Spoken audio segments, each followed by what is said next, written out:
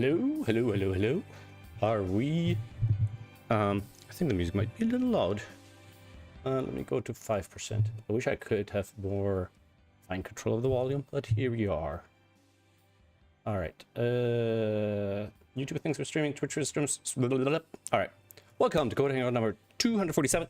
We're going to take another look at our smart help, but first we're going to look at something that Klobas is a way from a center and to force a solve a solution to a puzzle not be cached. I'd like to create a link to a puzzle where every time the solver clicks on that link, they get a new, fresh, empty version of that puzzle. So I'm pretty sure there isn't a way of doing it right now, but it might be interesting to check how hard it would be to add that. Now, I guess that would be a sort of separate feature setting kind of thing, like without a setting. Basically, excuse me, a plugin. Let me think. Well, let's have a look at the code base first, right? So, the puzzle restart, the place where puzzles get restarted, right, is either restart, reset, or clear, right? So let's see. Restarts calls reset and then triggers start. So reset resets the puzzle but doesn't trigger the event. Interesting. Let's see how many places reset puzzle is being used. It's probably used in a lot of places internally. So for example, if I do a warn, so we get a stack trace on a puzzle here, and then I refresh, what do we get? Let me make sure everything is running as it should. Let us run a backup process because this took a long while. So we need to run the Mongo terminal here, and then we want to run. I think the backup scripts are in the API folder. npm run backup puzzle.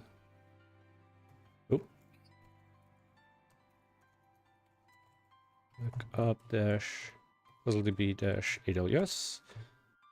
That should do that. The tunnel do we need the tunnel? Yeah, we have the tunnel. That should pull the data down. It'll take a while. It's like chunky. All right. In the meantime, we have two reset puzzles. One is from load puzzle and one is from create puzzle. So I'm guessing the create puzzle one is... Wait a second. Load puzzle and create puzzle. Because this one also has load. Wait a second. The reason why it's twice is probably because it first creates an empty puzzle, which also executes reset puzzle.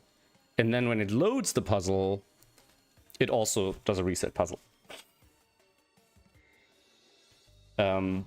Basically does a reset puzzle before it's starting to load in any, just to make sure we're in a clear state. And I guess reset puzzle on a brand new puzzle might not actually be required. Hey Keith, how are you doing? I'm all right. This weekend I'm taking care of Toby. So I'm really stressed out because I have to do everything. And I was supposed to walk in before the stream, but then I completely forgot that time zones changed. So it's an hour later than I thought it would be. So I'm running late and I'm gonna have to walk him after. And I was supposed to do some work today and I didn't manage to do that either. So I'm a bit behind, but I'm always behind. So we have create puzzle that calls reset puzzle, and we have load puzzle that calls reset puzzle. But I'm pretty sure load puzzle also calls create puzzle. And in fact, it is called by load puzzle here. And I suspect this very first one here, let us hop there quickly. That's line 5590. So we're calling load CTC puzzle here. Load puzzle. Yeah, so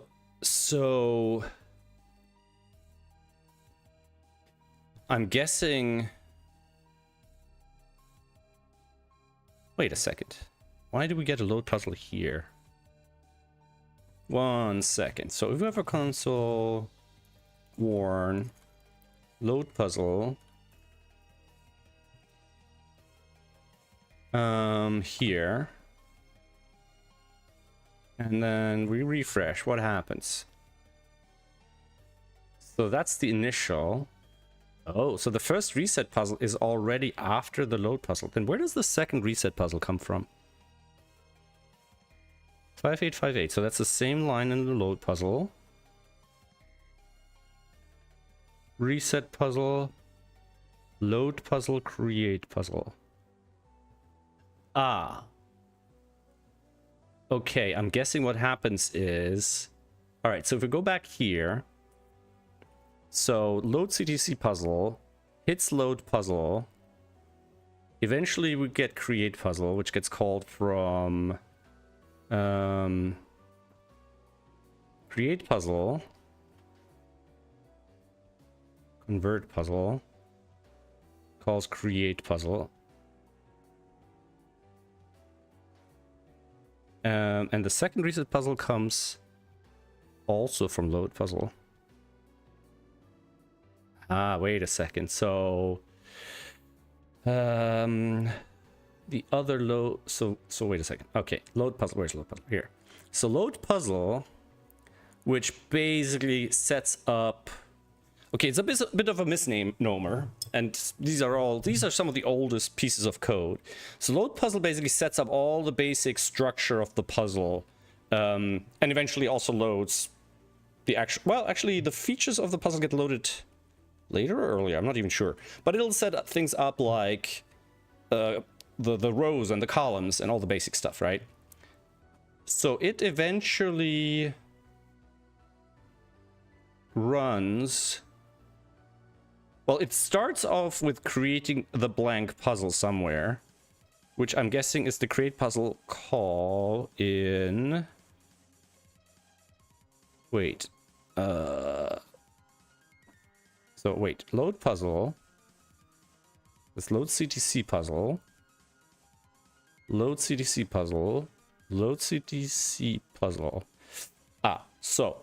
Alright, let's go there for a second. Actually, we'll probably want to go here. 2, 3 somewhere. 2, 3 80s. So 2, 3. So load CTC puzzle, which has nothing to do with CTC. No, the stream is kind of it's my one touchstone that I try not to miss, because if I start missing the stream, then I will have no way to control my brain to get some work done each week. Because my ADHD will take over. So I think what happens is that convert puzzle also triggers. So I think convert puzzle is where the first reset puzzle comes from. So basically, if I'm gonna make some notes here. So we go, we do first convert puzzle. Which goes into create puzzle. So that's in the 3000s, 3700, 3760. So we go from convert puzzle, and I'm gonna put the line numbers here. 3763. From convert puzzle, we go to 3793. From convert puzzle, we go to there 3793. So we're basically creating a blank puzzle which triggers a reset, right? So we have create puzzle here, which then goes to reset puzzle at line 2107. Now, repeating reset puzzle is not a big deal because it really just sets a bunch of variables to 0 and stuff. It does trigger the reset event though, which is interesting. I think what's happening is, so we converted the puzzle, which somewhere along the lines created the puzzle, and eventually we'll call load puzzle, right? And that load puzzle,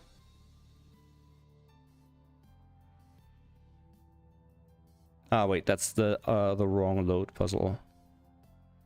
Convert puzzle, create puzzle, reset puzzle, and then we do load puzzle, which also does the reset puzzle. Wait.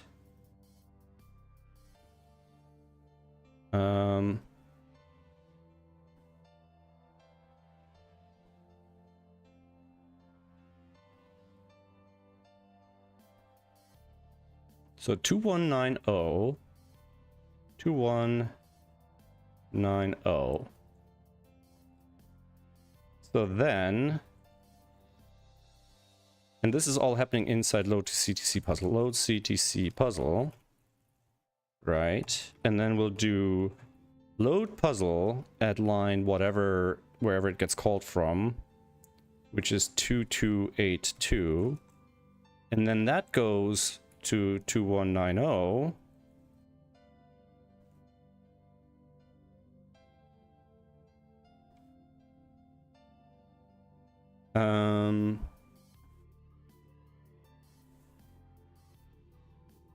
Which then goes to reset puzzle at line 2282.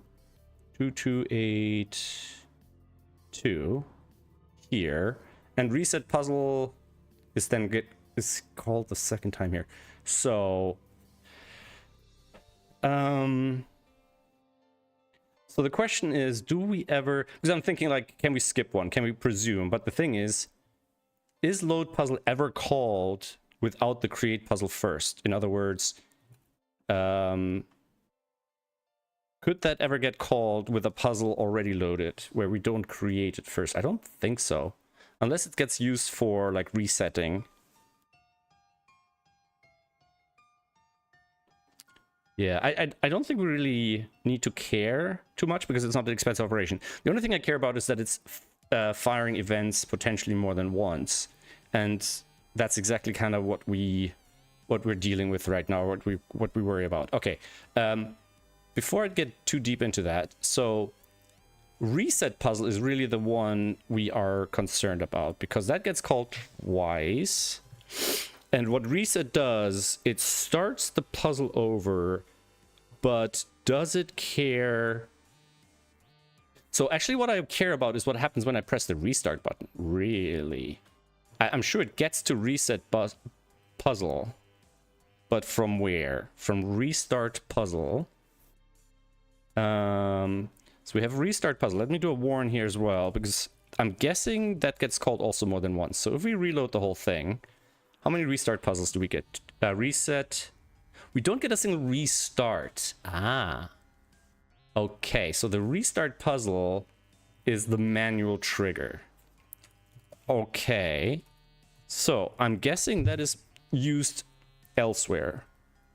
So we do have a restart puzzle in the API. Okay. There is a restart puzzle in the API. The screenshot tools uses it to restart the puzzle. It does trigger the event, but the event needs to be triggered because plugins might be listening to it and they might care. Okay. Replay save. Why are we restarting here? Replay save. Load payload. And load from file. Oh, okay, because before we're loading, because replay save is not just saving, it's also loading a replay, and before we're loading a replay, we want to restart the puzzle to make sure it's at the a blank state and we're not like overriding existing state. Okay, same for screenshot. That's our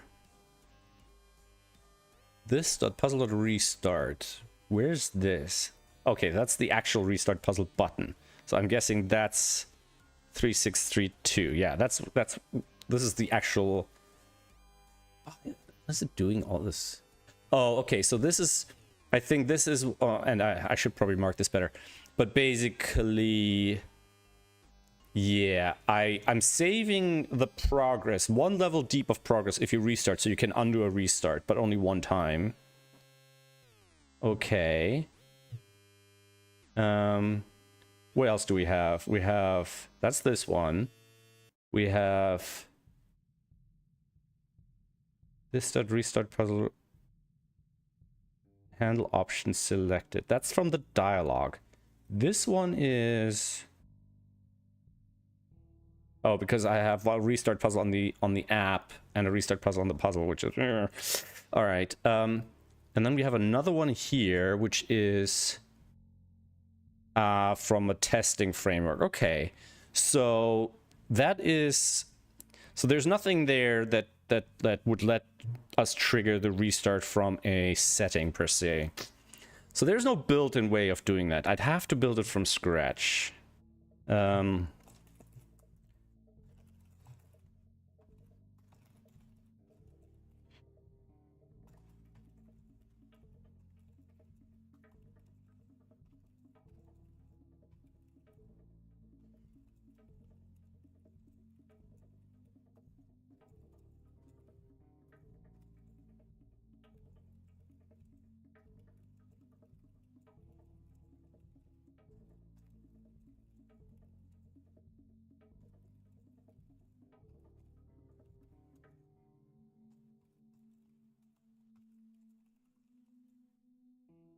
All right, so for GM puzzles, that wouldn't be a problem.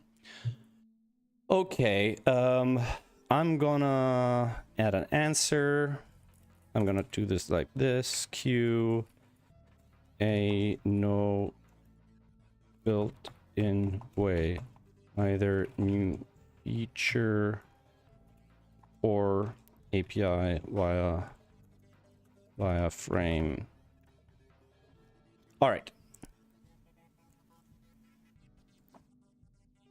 Okay.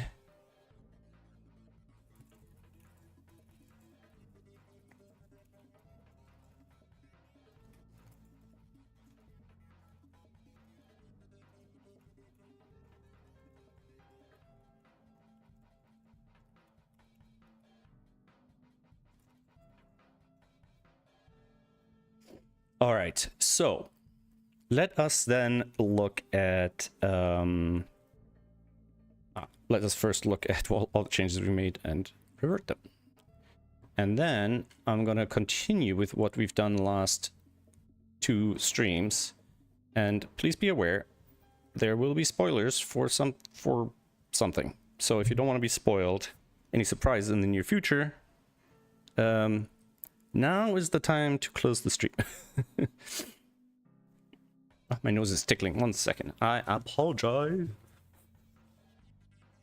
Don't know why it's tickling. Okay, so we worked on our little AI assistant, and I should be able to just close these now.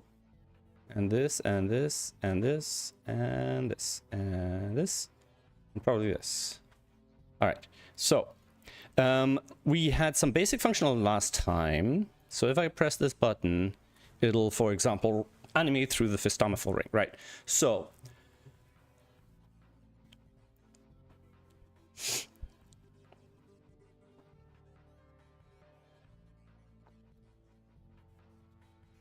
all right, so these are the notes we did last time. So I implemented a couple of options.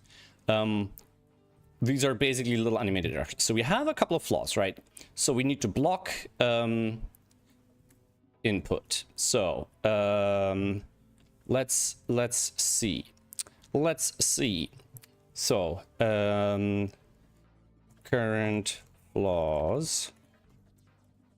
So we need to block user input while animating. So we need to block user input, otherwise, you know, if I run this and then do something at the same time, it'll screw up, right? Secondly, limit text or chat log, right? Limit chat log, limit and scroll chat log. So we need some sort of scroll here. We need to figure that out.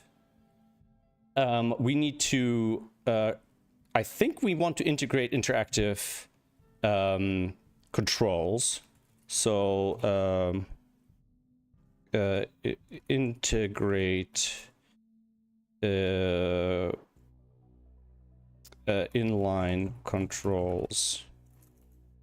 And I think we basically want to do it kind of like, I think Minecraft does that. So in Minecraft, you can actually have a button in the chat log that people can press and it'll do a thing. So I want something like this button, but I need to be able to remove it as well.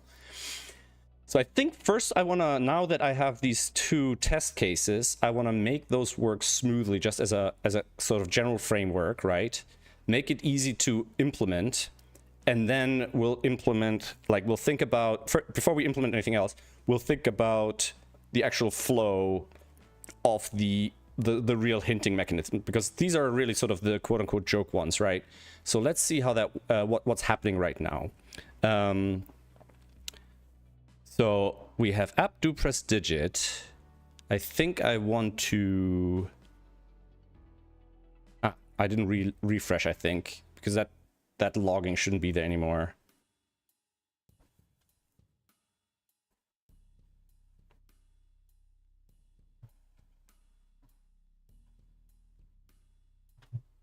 Yeah.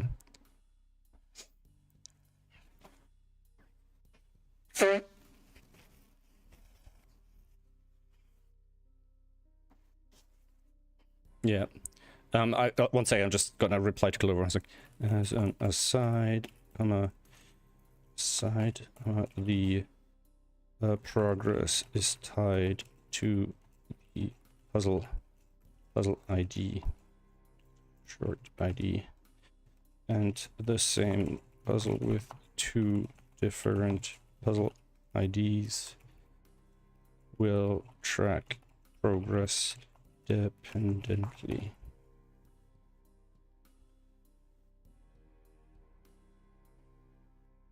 All right, let's see. So currently we have the attach, detach. I think that works pretty decently. I think we dealt with that last time. We don't really need to know when the UI is getting created because we can see it. Right.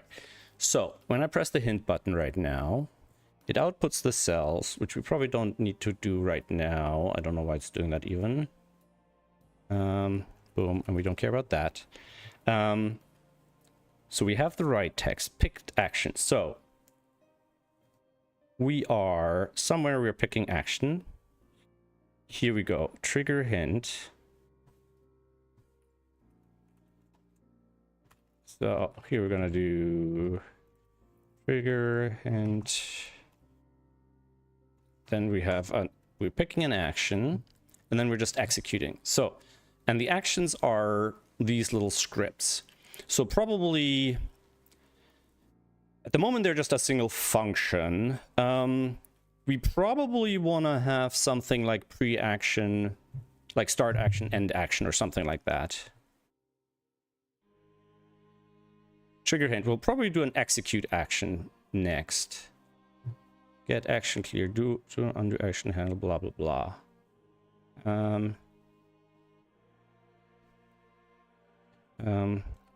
Actions.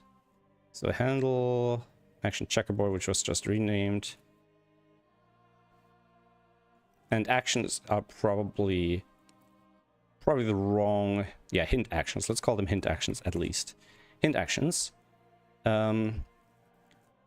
Handle action. Okay. We have undo action. Undo action.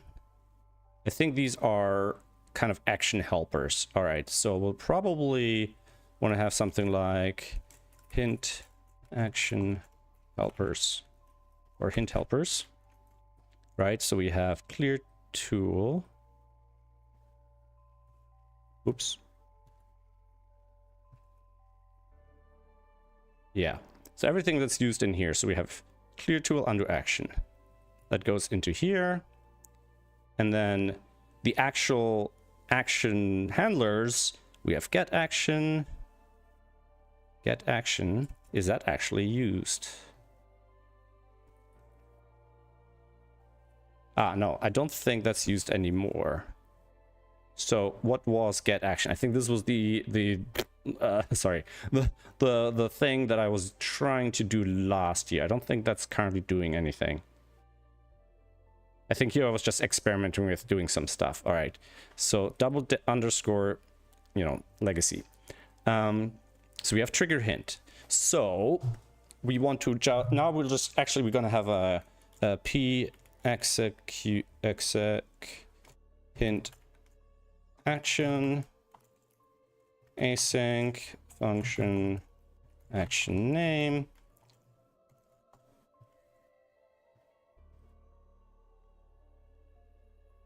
All right. Then we'll do execute action name, something like that. And then instead of that, we're going to do this dot execute action picked action like that. So if I refresh that now, I press the hint, it wants to execute this, right? And for now, it's basically just gonna be this action name. So refresh, boom, and it's executing hint action PRG. So next step is we're gonna do we're gonna execute pre-action, right? So await this dot pre or pre-action.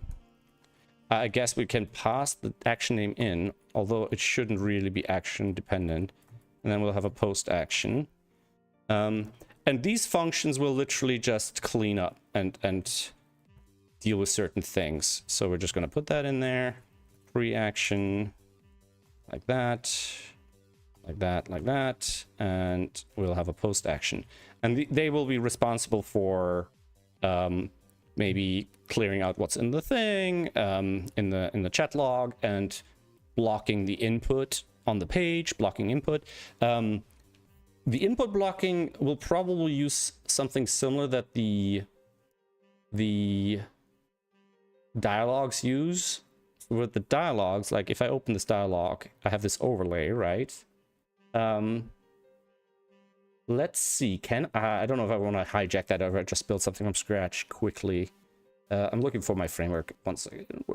Where's the framework code? Framework. So when we are showing dialogue, show dialogue, show.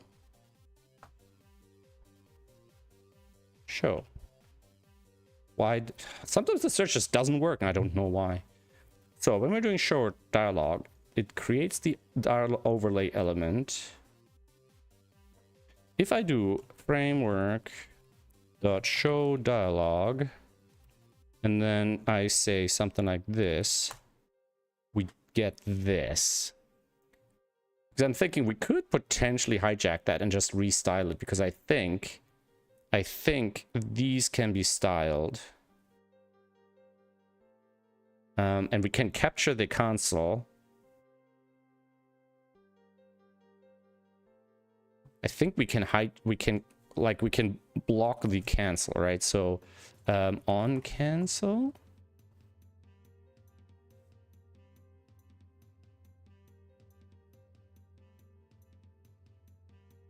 Close dialogue. It already closes the dialogues. I don't think we can stop the cancel here.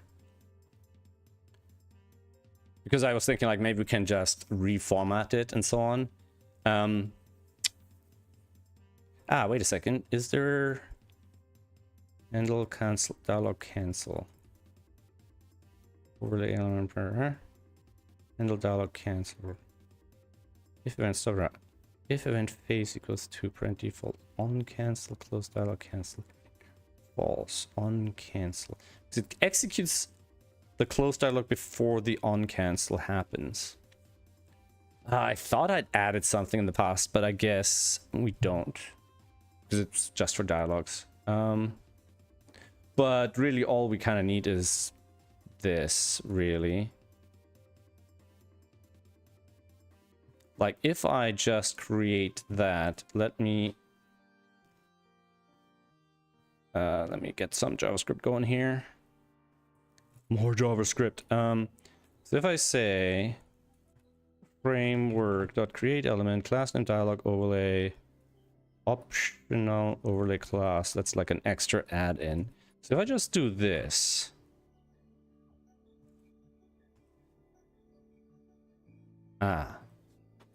overlay element here, I need to do something with it. Here we go. All right.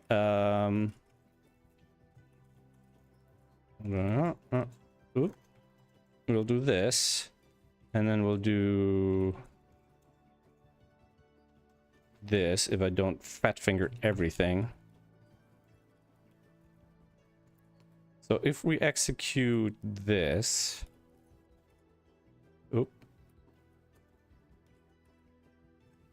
boom, we get an overlay and we're not handling clicks on it. Now the advantage of doing this is that it already does take care of styling it for everything. The disadvantage is it's giving us partial transparency, which we may or may not want. But we can do, what we could do is we can just add style, I think. I think we can just do this. Like if I do this, first of all, I can delete this, right? And if I do this, it doesn't. I'm sure we can add inline styles. Like create element, accept style, right? Content, class name, parent style.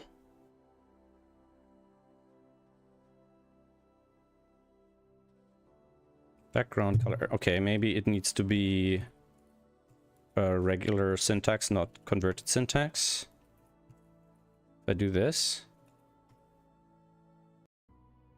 so I see a style here. I see a style tag.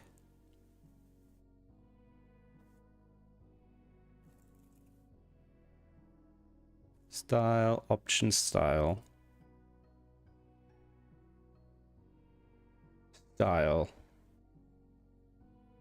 Pen child, background color, red.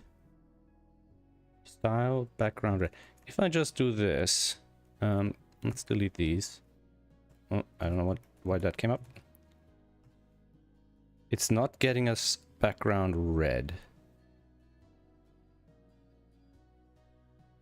I don't understand why. Or is this a string? Is this going in as a string? Like, do I have to do this? Oh, it gets passed through as a string. Huh. Okay, well, I didn't try to recreate React. But we should be able to do this. Like, if I just do this.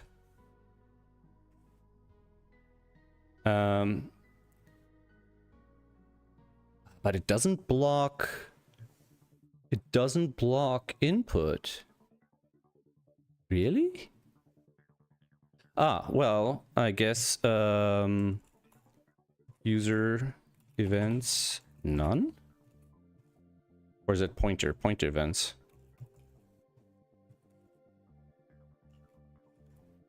Like if I do this, let's delete this one. Do this. No. All. If I do this.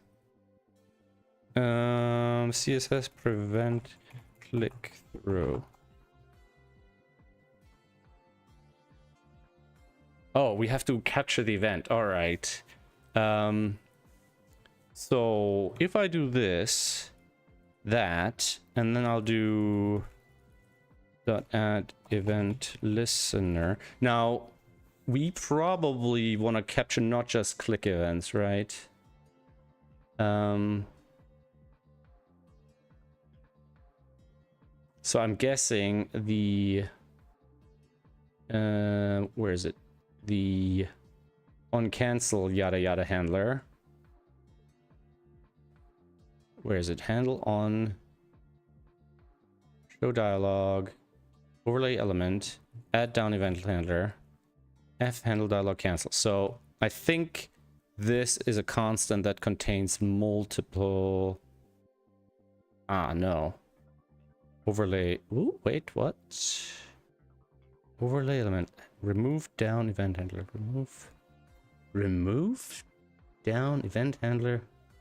Passive fault. Remove down. Move. Close dialog. Sorry. Add down event handler. So add down event handler, I think adds a bunch of different things. So if I do this.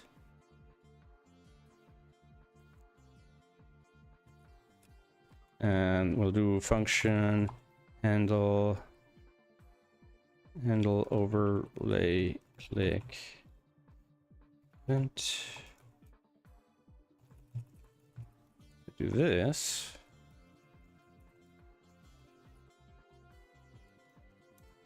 And then we'll do that. Delete that. Do that.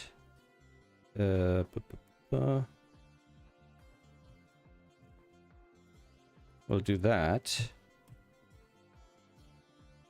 That gets us handle overlay click. Okay. And now we probably just need to... Ooh, that should be over here. I should click back to here. Because it told us what we needed to do. So if we do event stop propagation. And delete that. If I then do this and then click. Now I'm blocking all the through clicks. Why did I get an email from YouTube now? That seems a strange timing.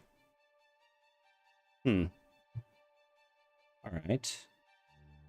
Wait, where's my first chat message?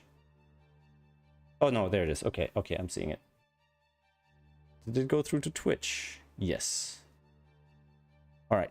So with this, we can create the overlay. And now we have our pre-action. So we can do something like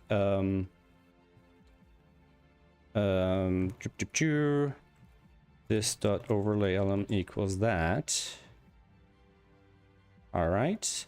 We also want to say if this overlay element, this dot remove, and we want to do this in the post action. And we'll probably want to remove this as well. So, and we want to make this a function on P. So this is going to be P dot this equals function. Yep. So now here we're going to do this dot that. And then here we're gonna do blah da da. We're gonna just do this. We're gonna do that. We're gonna do rem or remove. Remove. Add down. Remove down event handlers. All right. Okay, that should remove these. And then here we'll append these. And I think we're just not gonna bother with the const. I'm just gonna use the local variable.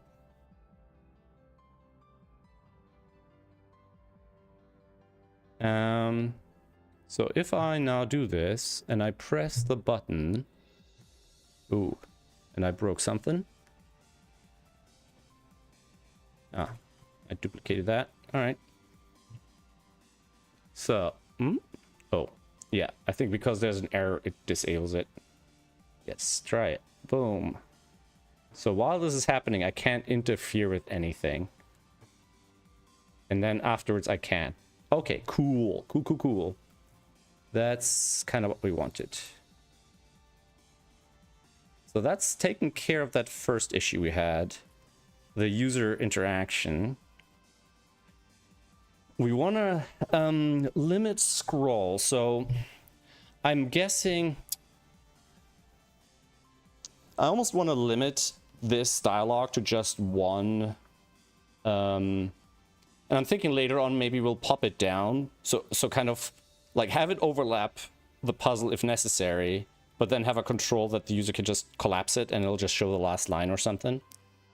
I think also what I need to do is we'll need to be able to have something like this where you press the button and it'll like flush the log. So right now we're just outputting stuff, right? We have create UI, we have this, but we actually want to add this separately. So we want the button to actually be inlined with the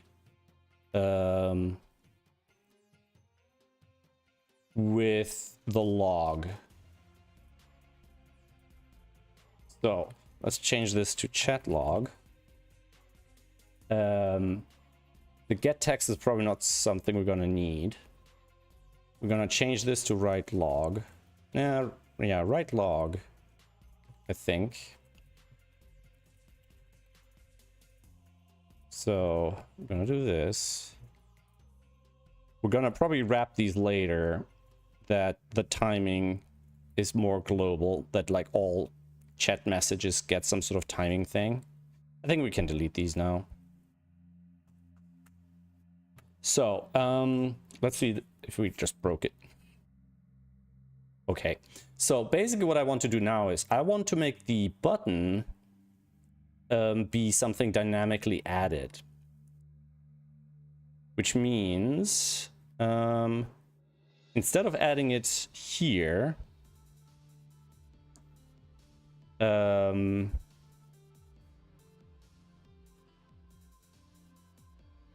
so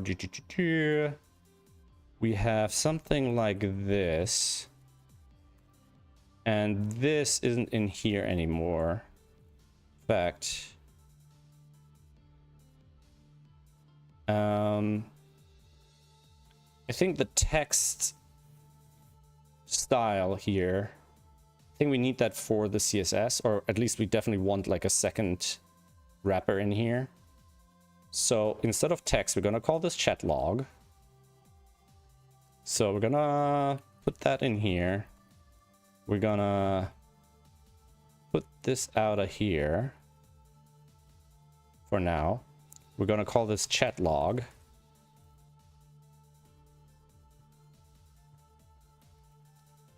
Right. And then, oops. And then up here, I think we used it mostly for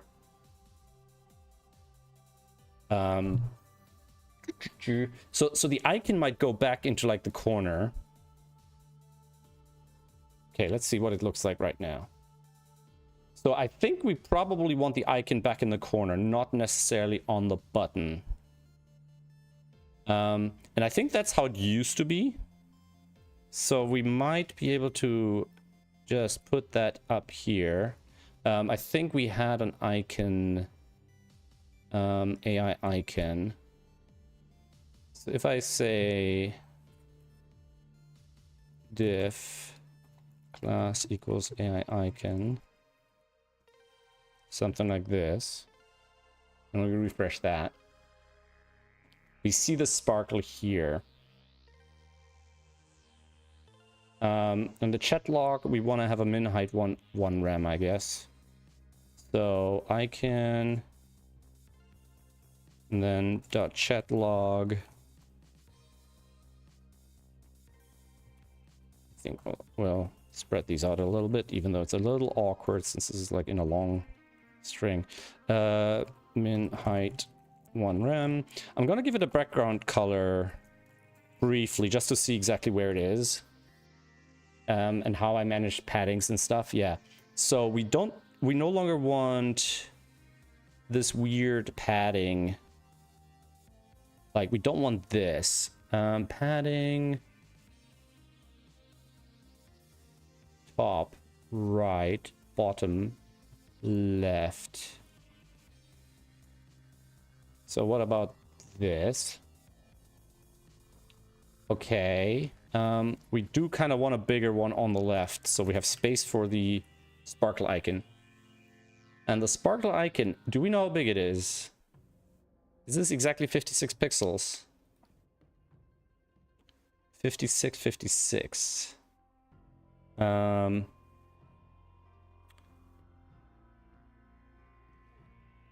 This is inside the padding.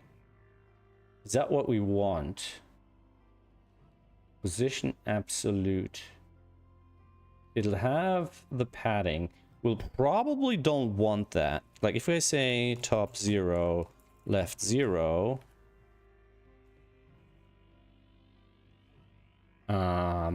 Why is it all the way to there? Is this because of the negative margin? Yeah. So if I get rid of that, it's kind of just squished in there. If I do 0.1 rem, 0.1 rem, we'll do something like that. And then the margin is current, the padding here. I don't, because if I size this, right, because it's a rem size, it sort of kind of works. All right, let's not worry too much about that. Otherwise, I'm gonna rabbit hole. Okay. Now, this one, we probably want to have a line height. We want this to be a min height of 2 rem, probably. Although 1 rem, it kind of fits in here. But that's probably fine still. Even probably on mobile. But we'll deal with that later. So, I think the chat log is going to get a little border 1px solid black like that. And then border radius 0.5 rem. If I do this and then can get rid of the background colors, we'll get a little black outline. Barely visible. What if I do it white? What does that look like? Yeah, that's not terrible. Okay, so now we want to be able to post a message with a button. So, and I want to do it sort of generically, that I don't have to like babysit it. So something, for example, if I post something like this with an action, I want the action to kind of manage itself and kind of remove itself when it needs to be removed and all that stuff. So, right now, if I say chat log, I say write log, the text is just added as text inside a paragraph.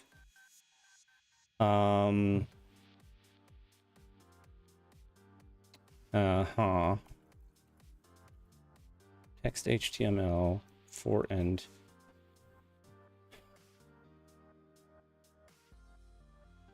Well, let's just manually paste this for a sec, right? So let's grab this and we'll go to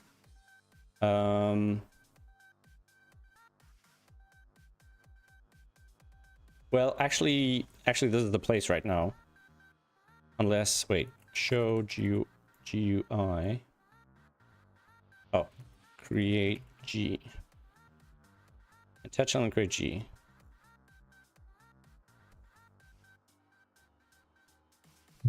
We'll probably want to like have a start, right? So we'll probably want to have something like int actions p dot start. Something like this.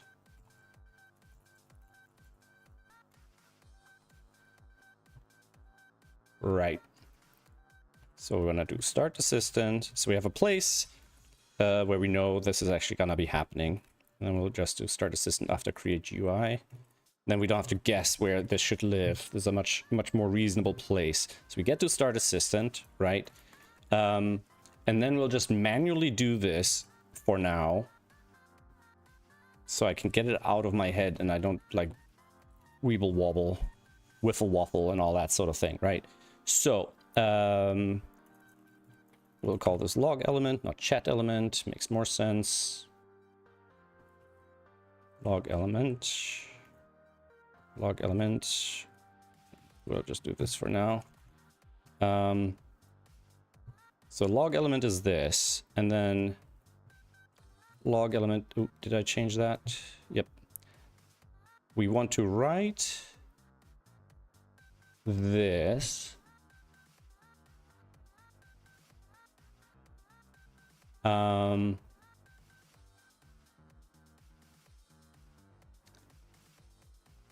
I think I'm trying to think, like, do I want to, because right now I'd have to give it an ID, which makes sense, but I just really need a reference and I want to be able to post the same thing multiple times, right? So in theory, if I want to post this, and I'll do something like this, and instead of this being outside the paragraph, right? Oops.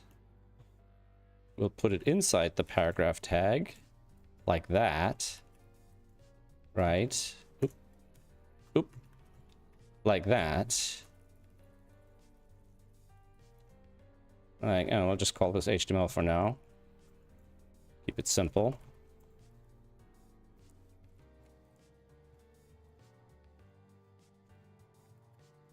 And let's get rid of the AI hint for now. And then just paste it in here. So that should just bring the button in.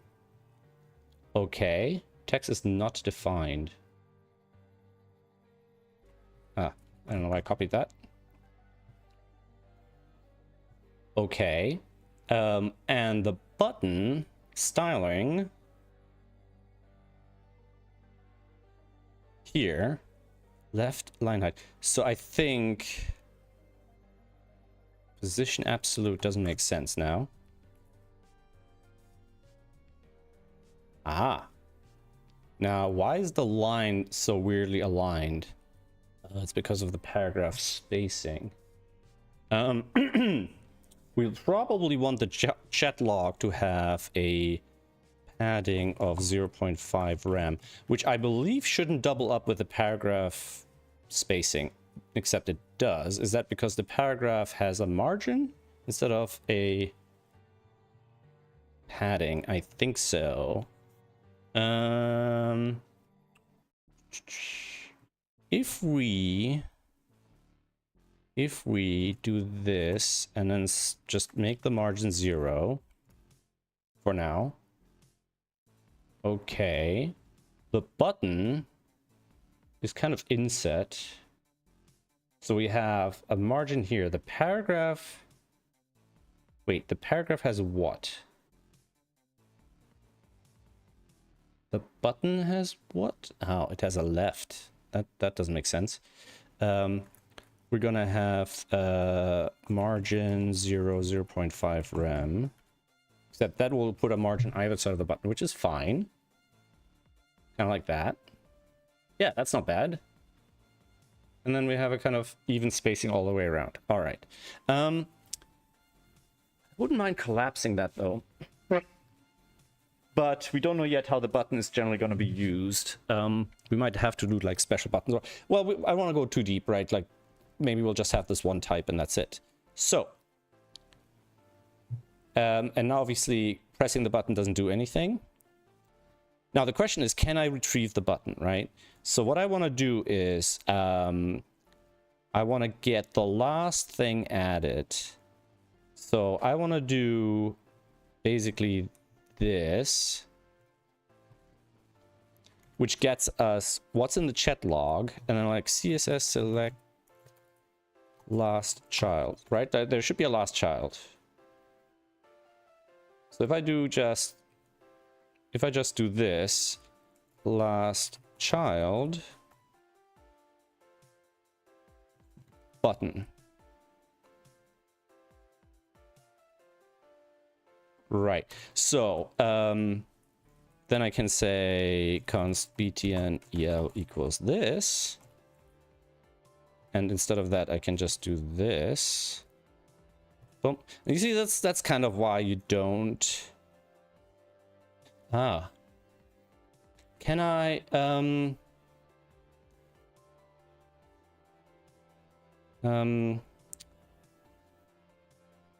I one sec. Can I, so to get the last child of a div, can I use div.query selector last child?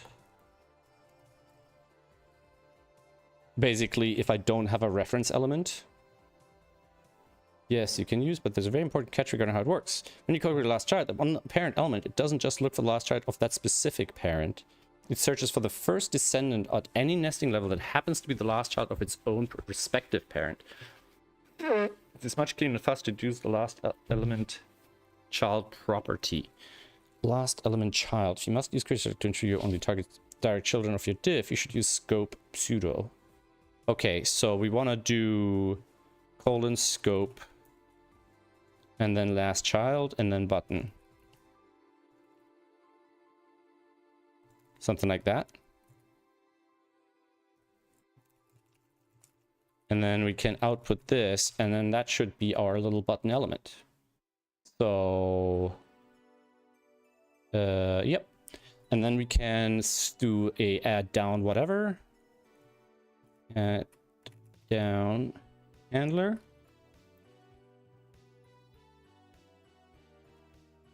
Add down handler. Button.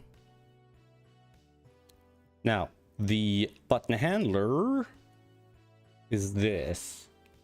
So I'm trying to think how we can wrap this up into something generic that I can call in other places with different things, right? Ideally passing in a button and then it just handles itself. But for now, it's probably enough to just say something like this.trigger hint, right? And we don't actually care about that. So if I do this, and then I press this, and then it does that. And then we can do something like clear chat log, right? So we can say write log, we can say clear log.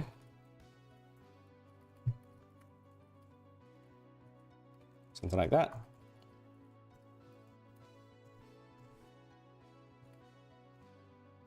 And then we can do something like this. Dot inner HTML. Right? And then we'll execute that doing our pre-action. And now it should just wipe the button. Boom. And then I'll do this. Now, if we add a bottom padding on the paragraph, so we should say padding bottom 0.5 rem, then it shouldn't show up on a single line. No, it still does. CSS, how can I get padding to collapse between parent and child? I think it, I know it works for margin, right? Padding itself does not collapse in CSS, or you're referring to margin collapsing, where the vertical alignment of a parent is the first last child to merge into a single margin. Margin collapse occurs when you're okay, blah, blah, blah. Then make a vertical collapse between parent and child element. Remove padding top, padding bottom, and for the first child margin top. Remove padding bottom, border bottom, ensure no content of the last child's margin bottom. The parent element does not have a defined height or min height, and it would prevent the bottom margin. Blah, blah, blah. Yeah, that's stupid. I want to have one or more p inside a div such that they have spacing between them, but if there is only one p, it has no additional spacing relative to the padding of the parent. I mean, that seems like a very basic requirement, right? Seriously? All selector. The lobotomized all selector, really?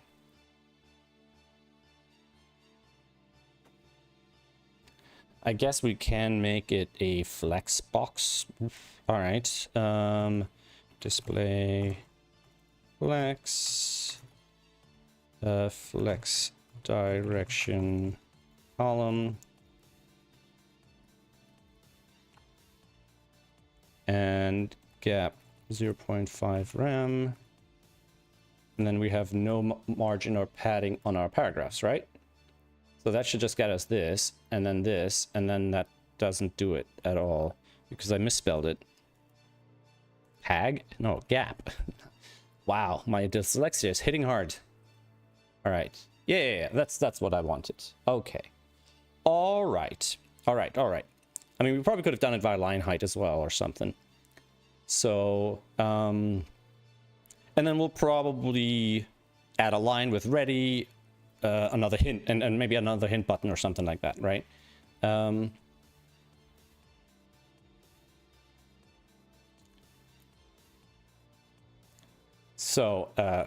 maybe we can do that right now, actually.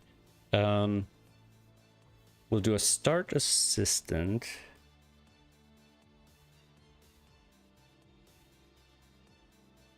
So we might want to do something like add hint button label. I was gonna put a type thingamajig in there. Hint button label. So what we want to do is do we want to automatically remove the previous hint button? Not really. So, I think here we can just say, not label. Well, maybe label was hint, and then text equals this.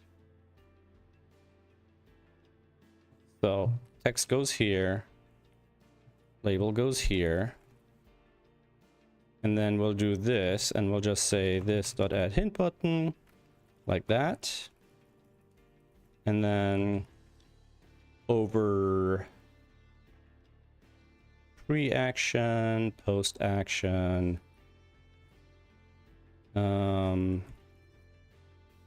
we can just say this add hint button, another hint. If you're still stuck, comma, try. If you're still stuck, try another.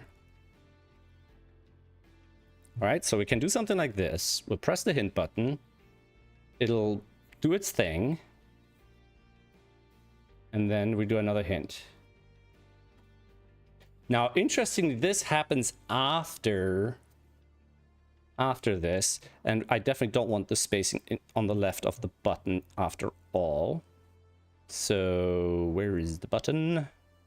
Where is the button style? 0, 0. We want that. And if I now press another hint, okay. Now if I bring the checkerboard hint back into rotation, I should be able to press the button. And then I'll press the button again. And I'll do that.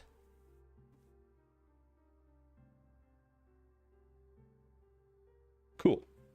So that gets us sort of the back and forth interaction with the user, I think. And we might even like add step numbers, for example, right? So if I go here, the Festomophil ring, we could do something like 1, like that, 2, 3,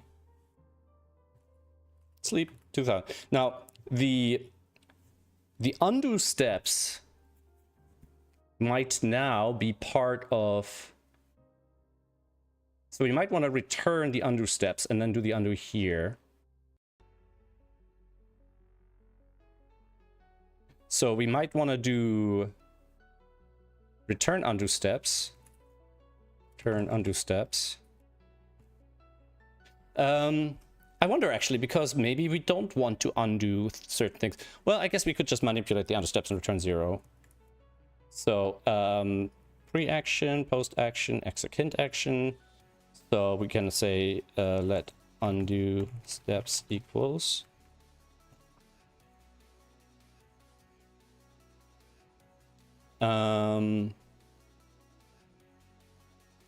post-action is where we want to undo the undo steps, I think.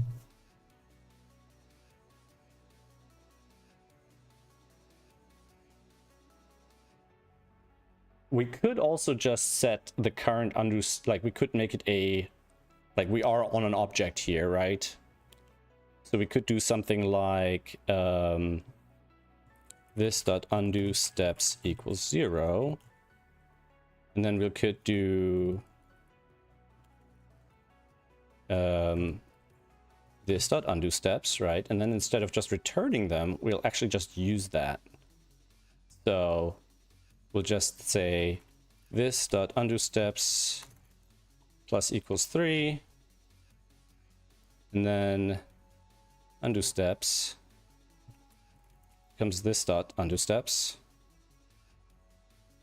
and then we don't need to do that, right? And then for the other action, and then slowly we're gonna bring a lot of this custom stuff into the mainstream, or bring it out into the surrounding framework code, basically. So now, I mean, we didn't really reduce code, right? But it potentially lets us do other things in the future.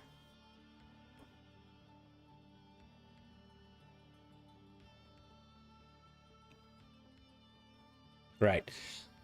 So I think that's working relatively smoothly. So now, to actually have something, and I'm realizing, okay, we have a couple of days to actually test and release, but to actually have something, I need to kind of, these two are just sort of toy problems to test everything out, but we really want some actual legitimate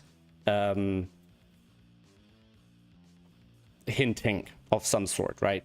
So I think some of the basic hinting would be like finding naked singles and things like that, right? So I mentioned that in the last week.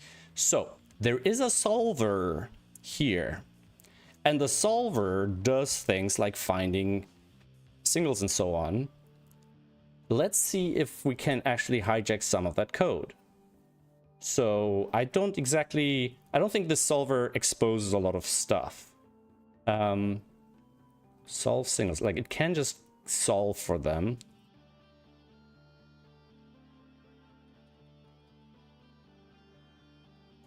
But it does a few things, like it can find hidden singles.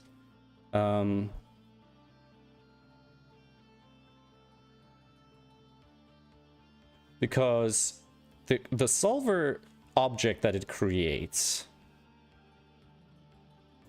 because we can create a solver object, right? So we could use that as the basis of some very simple hinting.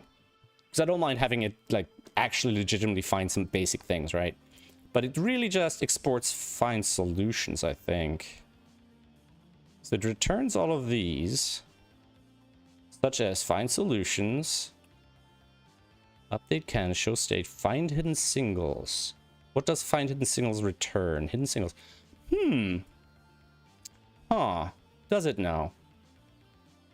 Where is the little temp thing? Okay, I think I closed it. Let's do this quickly. So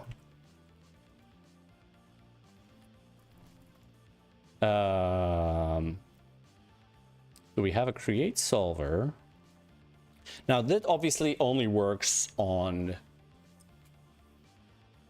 partially solved. So this might not be the best demo trial thing.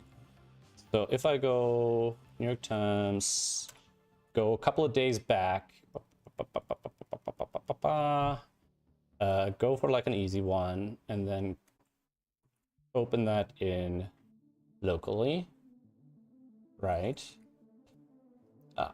And now if I do framework.app.to p81, so if I do this, it'll get me that. And if I say create solver,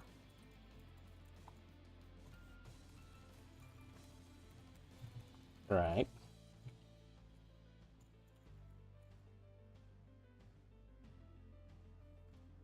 if I do that, what? So it I think it reads this correctly. Oh, maybe not. Create solver. If I search for that. So we have to do this. If I do that. Okay. If I say const p81 equals like that, p81, and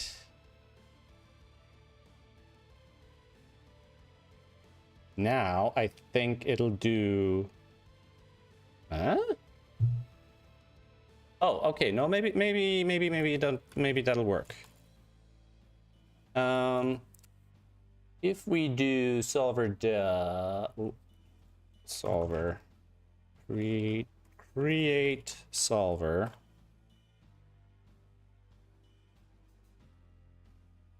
find solutions one pop. But if I do this, don't really need the pop there.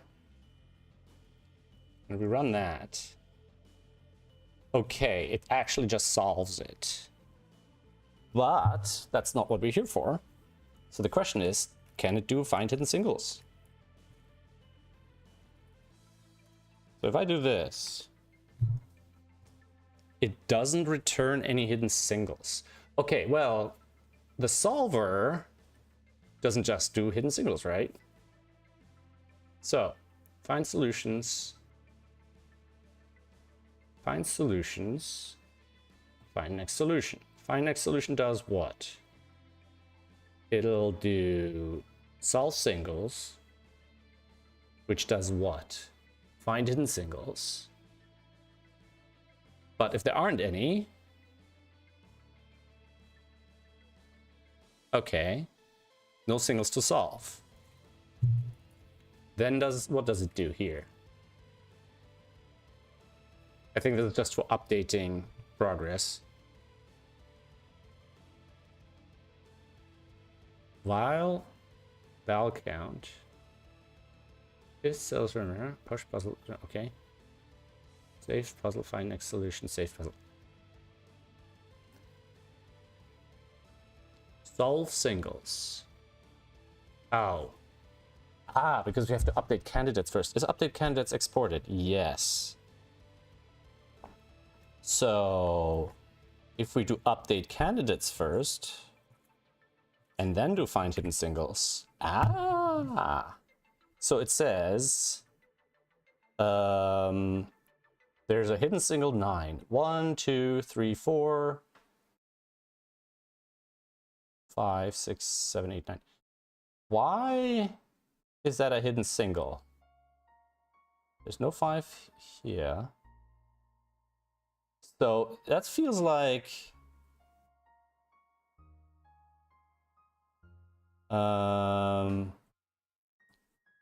yeah. So find hidden singles does multiple steps already.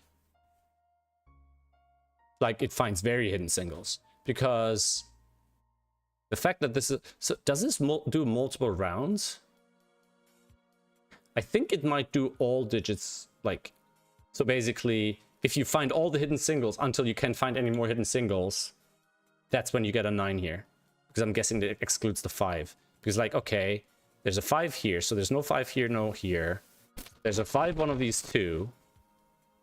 In fact, yeah, so that's how it eliminates the 5s, by realizing it has a pointing pair there. I don't like, this is the entire function. Like there's really not much to it, and I'm actually impressed that that does it. In fact, this function solves the entire puzzle, and there really isn't, like, there isn't even any am I hiding, like, I'm trying to think if pointing pairs are, no, pointing pairs are implicit, right? Because it just clears up the, you know, by updating the candidates. 1 second. Find hidden singles. Does that do update candidates? No.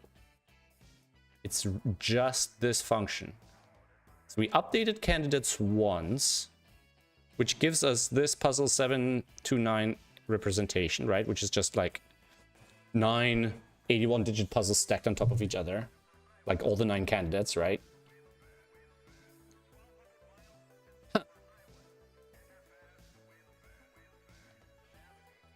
Okay. So, one of the issues I have is it doesn't, well, it gives me a list of digits.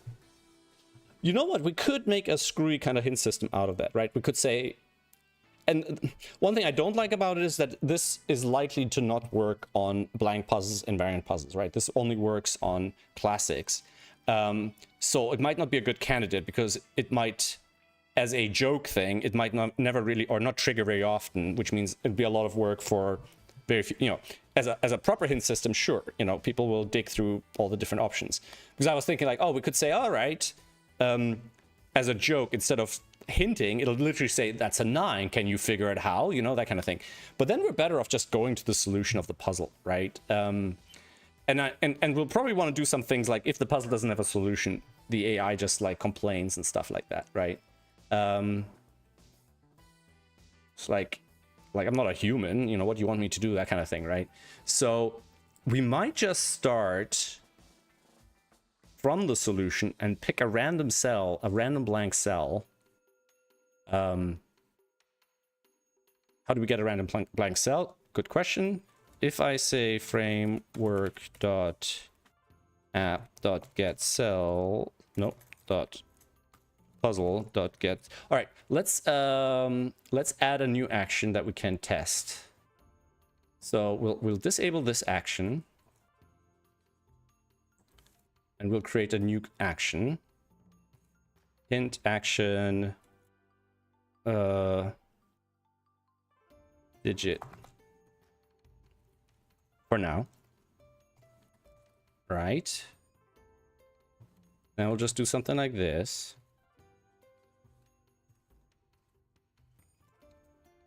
Let's make some progress. Something like that, right? And then we'll do a frame. Yeah, we'll probably want to do a little bit of shenanigans. So instead of doing this, we'll probably save this somewhere for now. So what we're gonna do is we can actually just steal that from here, right? And then we want to say puzzle.get cells. No. Dot cells. Dot map cell dot. If I just do this, right, we'll get a bunch of cells, and then each cell should have a get. Let's just look at the 2p81 function. 2p81.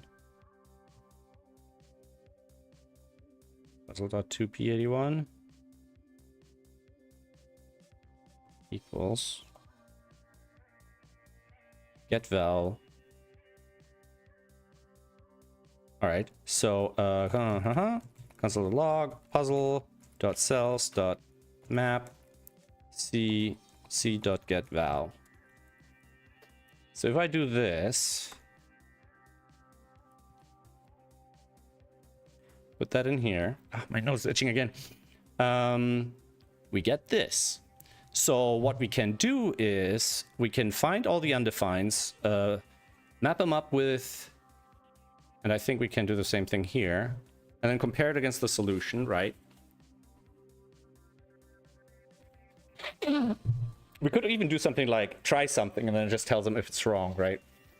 Oh, that would be an interesting one. Like a hot cold like digit. Oh, I kind of like that actually. Just like put in a digit and then it'll tell them like hot or cold, how far it is.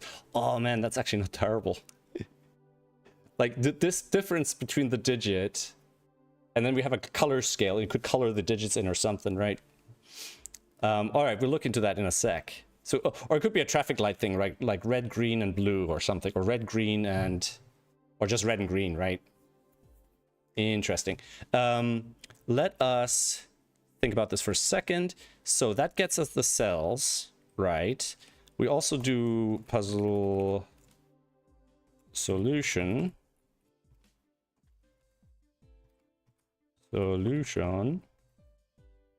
Right?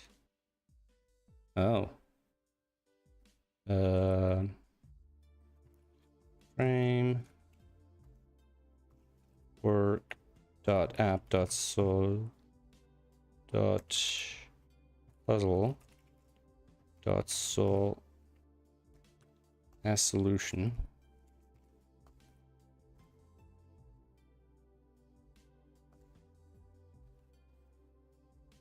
Puzzle solution. If wait, what? Return puzzle equals undefined puzzle dot solution is answer. Has solution on puzzle. Oh, current puzzle. Okay. App dot current puzzle. Current puzzle. Okay. App puzzle solution. Current puzzle solution. So it's not the best naming convention because I have an object called puzzle and I have data within the object also called puzzle. I don't think I ever figured out how to name things like the thing that handles the data and the data itself. Like, I mean, you could call it puzzle data, right?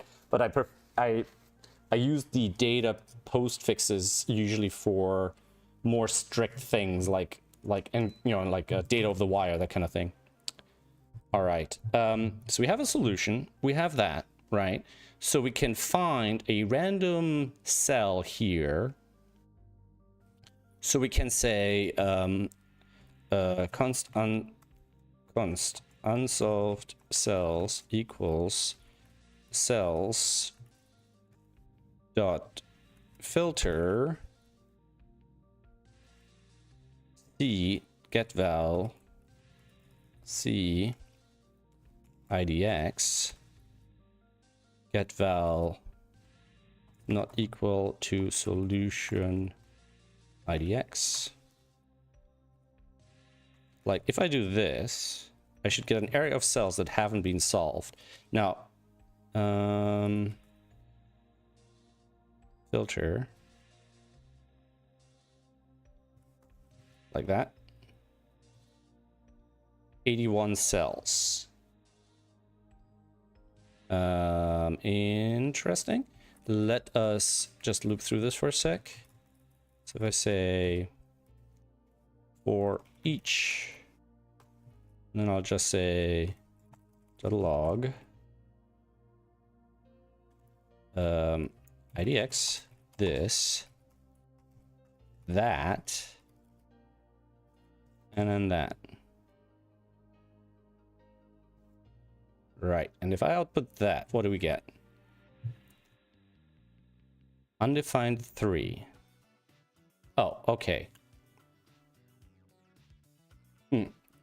Because they're not entered correctly. Okay, so it is 81 because none of them are correct. All right. So here it's different, and then the unsolved cells come back at 43. So we can do unsolved cells, and then we can do wrong cells. Cool. So wrong cells or unsolved cells where getVal is not whatever, right? So const incorrect cells equals unsolved cells dot filter C. IDX doesn't work anymore. Oh, that's a pity. I guess we can just start from here. All right, I think we're gonna just go through the cells, right? So we'll just say for const cell of cells console.log cells cell, and then we'll just let me confirm. We'll just go through the cells, right? And we'll just say we have a couple of constants here, and we'll do incorrect cells, boom, right? And then we'll say if c.getVal equals undefined, do we want... no. So we kind of want to do this, right? And then we'll say if this equals undefined, defined, we'll add it to incorrect cells. Right. And we always add this to unsolved cells. So now we should be able to output this and the incorrect cells. Oop, no, don't want to save that. I want to run that. C is not defined because I went long form.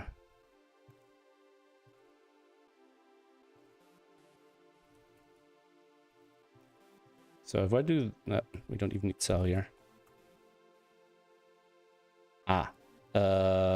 Const off. God damn it.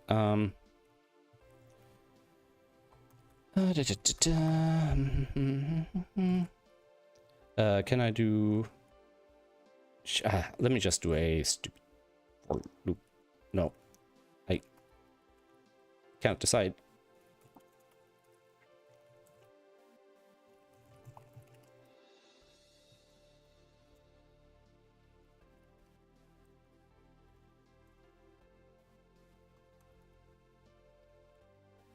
How about that?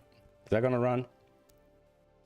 43, 43, and then here we should get if getVal is not equal undefined. So we should get 2 incorrect cells. So all right, we get 81 unsolved cells, 2 incorrect cells, and empty cells we could also do. Cool. So what we could do is we could say, okay, if there's an incorrect cell, we'll hint on that first. I mean, I'm basically rebuilding the conflict checker. But I don't want to get too smart. This is not really supposed to be smart, right? But maybe it should be. I'm thinking to push the joke. Maybe we want to do it the other way around. We want to find a correct entry, change it, and then mark it as incorrect or something. Because that sounds like something that. Oh, now I'm thinking, since LLMs kind of gaslight you and everything, I'm tempted to just like what if it put in a line like, or like made its own sort of constraint line, and then solved on that. So it says like, okay, so if you put a green line here, and on a green line the difference has to be 5, this clearly has to be 1, 2, 3, 4, you know, and maybe it could even pre-fill it in such a way that the added constraint literally resolves to a singular element. So basically, what if it finds a constraint that forces a digit and then just gaslights it into like, hey, clearly this puzzle has accidentally missed out this constraint and now you got to put a green line there, you know, that kind of thing. And it just makes up a rule on the fly. All right, that sounds more advanced. So let's just do something really, really basic for now. Yeah, let's make it, let's have it pick like a digit, right? So hint action digit. We have all of that. So let's actually do this. Right. Let's make some progress, right? It'll find, for now, the incorrect cells I'm probably not even going to use, right? We'll pick a random cell. Bleep, bleep, bleep, bleep. So const random cell equals unsolved cells. Unsolved cells. So we'll do a check to do check puzzle isn't solved. Unsolved cells. Math.random. Random. You know what? I think I'm gonna do a pick random thing, right? Normal length math cells normal. So we're just gonna have a little function here. Function pick random error. Super simple function. And it basically just does whatever this is. And we'll just say return error. Like that. And then we'll change some wherever I just saw that. And we'll just say that. Pick random, cells normal, boom. And then we'll do that down here somewhere.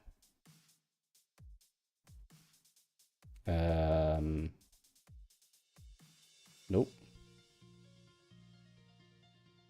Where is it? Where is it? Where is it? Where's our exit hint? No, where's our hint action digit? Yeah, so we'll say random cell equal pick random unsolved cells. Right. And then I'm just going to say something really stupid like, hey, I'm going to guess this might be blah, blah, blah, right? So this undo steps equals 0, I think already happens here. So we don't actually need that here. So we'll do this. We'll say select. We'll probably want to have a pause here. So we'll do something like this. sleep. Hey, come on. Why not just take guess? And maybe we'll go through a couple of different digits or something, like a little, almost like a slot machine, right? So we'll do something like this, and then we'll just say for let I equals 10, I greater 0, I minus minus, and then I. So if I do this, it should just count down 10, 9, 8, 7, 6, blah, blah. And the idea is that, or let's count up actually, because that'll make it a little bit easier. And we'll make a pause slightly longer, like we'll sleep after each count. And we'll make the pause up slightly longer each time. So if I do this, and I look here, it's not terrible, right? And maybe don't do as many steps. We'll do something like this. And we want to pick a random number that's different from the actual solution. Or maybe just don't even care, right? So we'll just say this, and then we'll just say we are taking the cell. No, we're not doing that. We're just entering the digit. So okay, we'll just do this, right? We'll do press digit. We'll just say math.floor math.random times 9 times 9 plus 1. So that should already do the thing, shouldn't it? So if I do this and I press hint,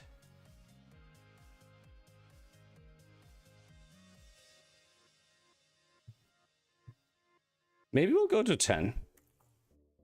Doesn't really matter, right? It's too slow, too fast otherwise. Now, can I pick a digit that isn't gonna error out immediately? Although it's kind of funny that it actually shows up in with the error checking.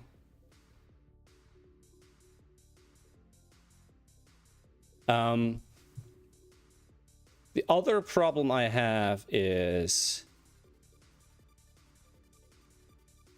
we basically want to undo the steps and then put in the digit, basically, right? So it doesn't mess up the puzzle too badly. So basically this is one of those where we want to override the post action.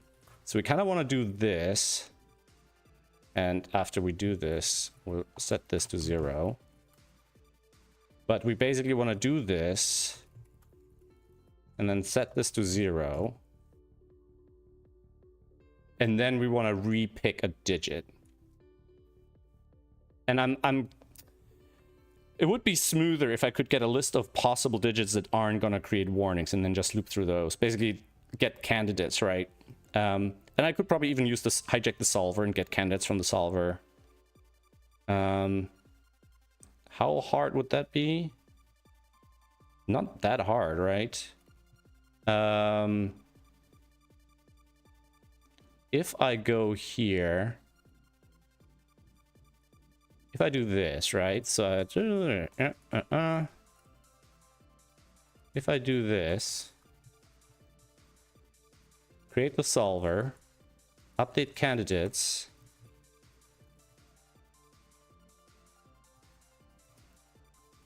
and then output the solver,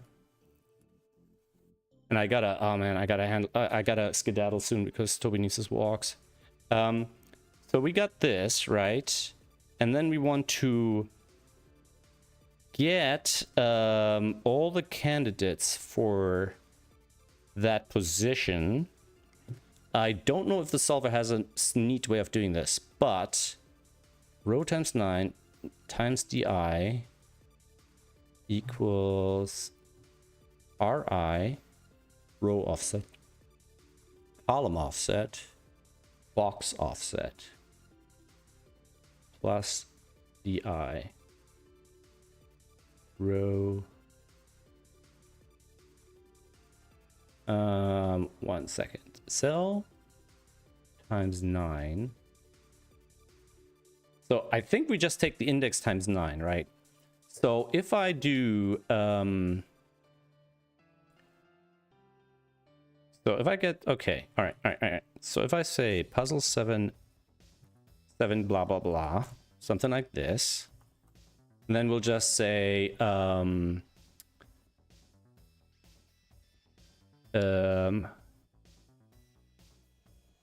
random cell.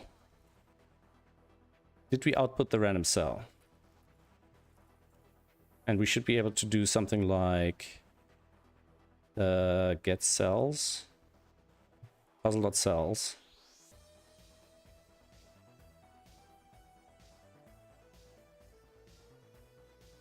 Oh, yeah. Puzzle.cells dot index of random cell. That should get us the cell index, right? So if I refresh that and then just press the hint button, we get cell index, right? So cell idx, boom.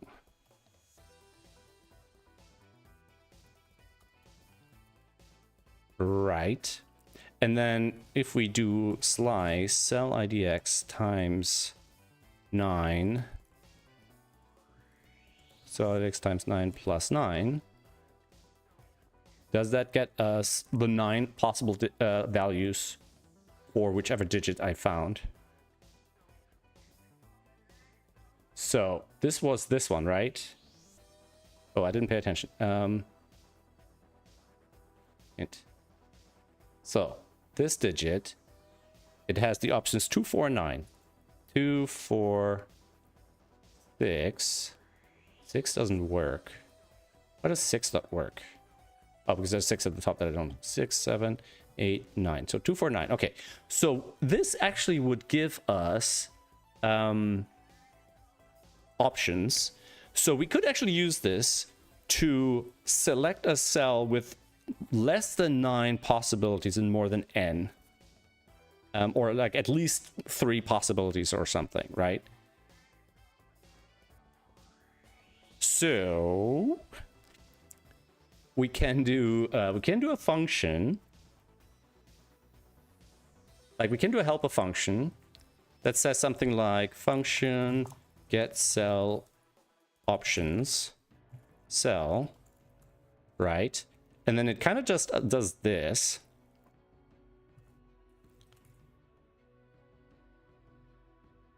So we get that cell ID, oh, cell idx times 9. So, and then we're gonna return this dot filter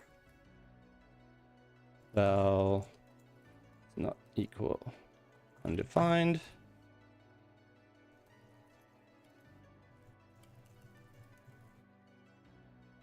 So I can do this.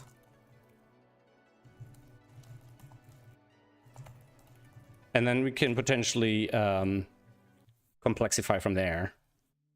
So it gets us these cell options. Val equals not equal full stop.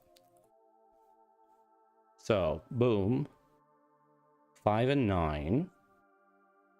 Okay. Now do press digit does relate to these, so that should work. Okay. So then we can do something like const cell options equals this. And then we can just say pick random cell options. And at the very end, we can say let final const option pick, right? And we'll just do this like that. And then you can do this. And then the final step would be to re-enter that value after the undo. Oh, mission order const option pick. Oh, all right. I need to re-enable the feature now.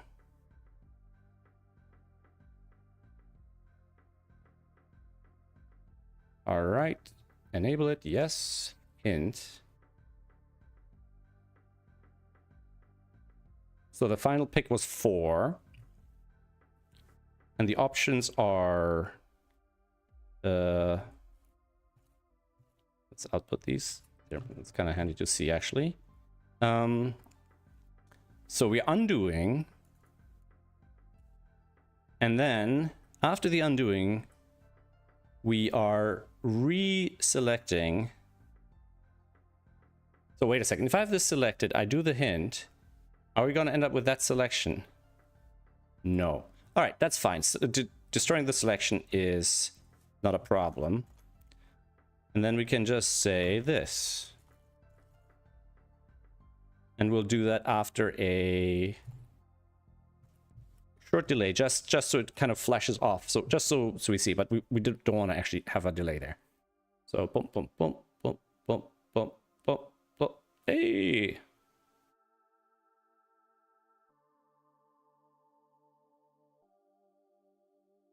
Now, the annoying thing about this is we won't know if it's right. Well, we can check against the solution, right? So we don't need the sleep here. Like, and in fact, we want to exclude the solution, right? So we want to do solution cell options, random cell. So get cell IDX.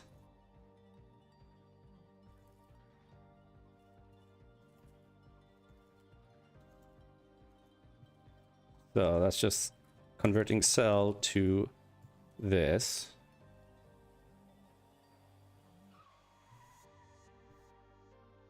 Right. Solution cell IDX random cell. We basically want to exclude that option, I think.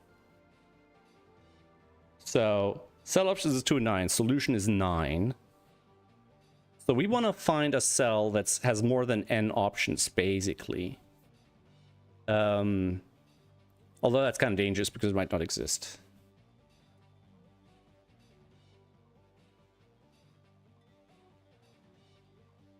Okay, let's not remove it. Maybe it randomly guesses right? So now we'll check, basically. Basically just check, right? If option pick equals solution, we'll say one thing, right? Else we do another thing. And the thing we're doing is a short pause here, as if it's thinking. And then maybe we don't have to do 10, maybe we'll just do 8. And then we'll just say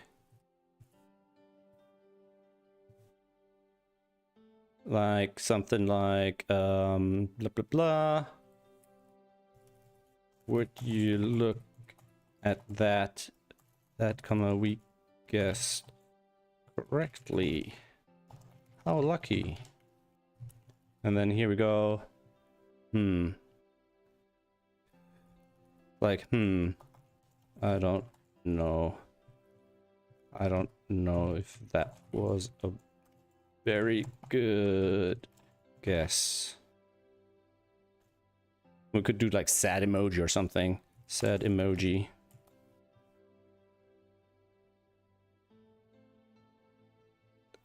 Oh, sure. Nope. Nope. Just want that.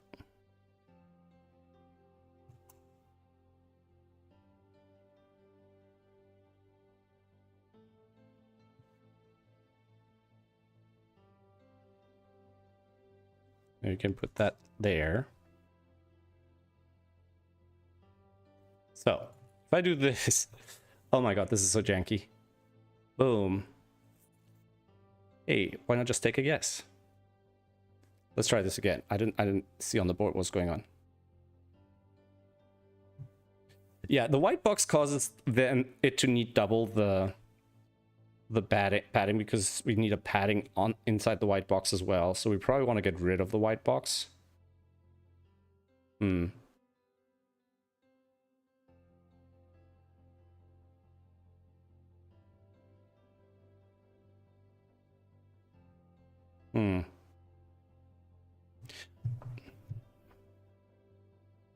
We're like, we guessed correctly. Okay, so one correct guess. If I do a check, it's incorrect. But if I delete these, the bad guesses, and I check, that one is good. So you could, you could solve the puzzle this way. Hey, look at that. Another good guess. Okay. I don't know. You want to flash the last digit like it's on a sad emoji instead of putting in a sad emoji. Wait, what? Oh, I like that. So you mean something like happy emoji?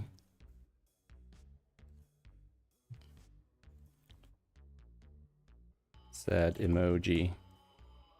Yeah, I think I like that better actually. And can we flash the last one like a couple of times?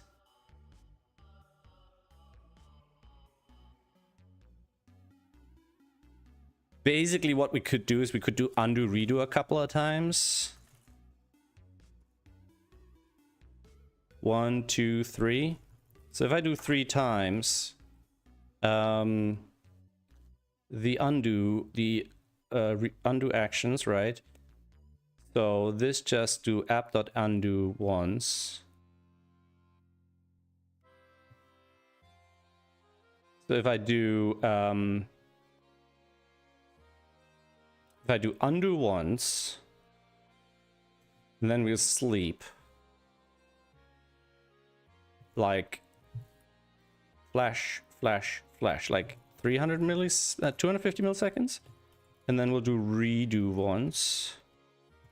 Redo once. Undo once is off. It'll be off for 200. And then it'll be on for 200, maybe? So if I do this, I'm thinking like the effect of a slot machine.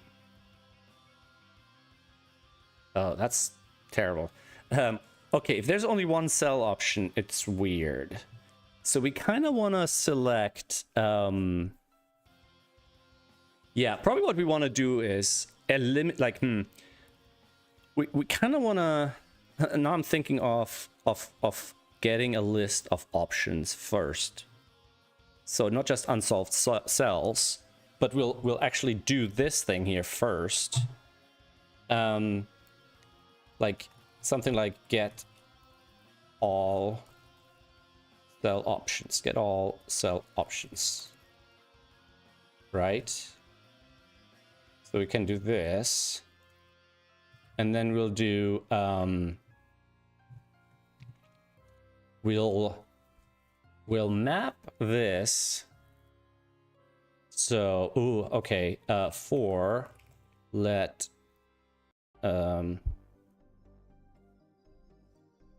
or let I equal we kind of do puzzle.cells.for each cell idx, and then for each cell we kind of want to do this, right? So const options equals blah, something like that, right?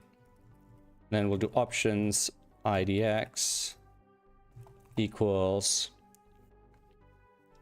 and it'll map them to the indexes, right? Then we'll do solver.puzzle yada yada idx filter, and we'll just turn it into an array of characters, right? Join. We can keep it as an array. And then we just return options. Actually, we can just map this, right? Map. And just get mapped to this. Boom. Then we can just return that. Return. So if I do this, right? That'll just be in the console. Thanks for the suggestion, Keith. Because now we could say, okay, let's find cells with more than n options, or let's sort them in reverse order, right? Of course, to sort them, we'll lose the attachment to the cell. So we want to probably either return an array with the cells. So we could just return an array that contains the cell. We don't need to include the index. Right?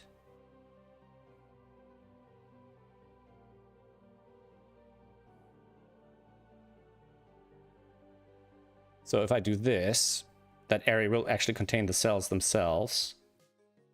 All right. And then we can sort it. So const all cell options equals this dot sort cell options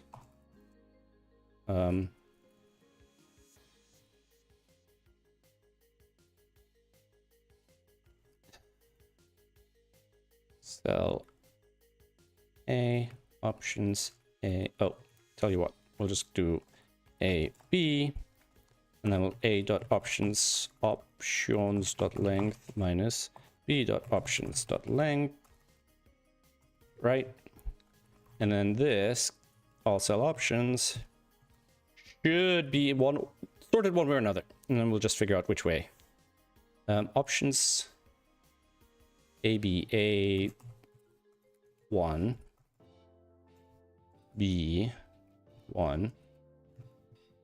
I could have made them objects. All right, so it's in reverse order. So we do B minus A.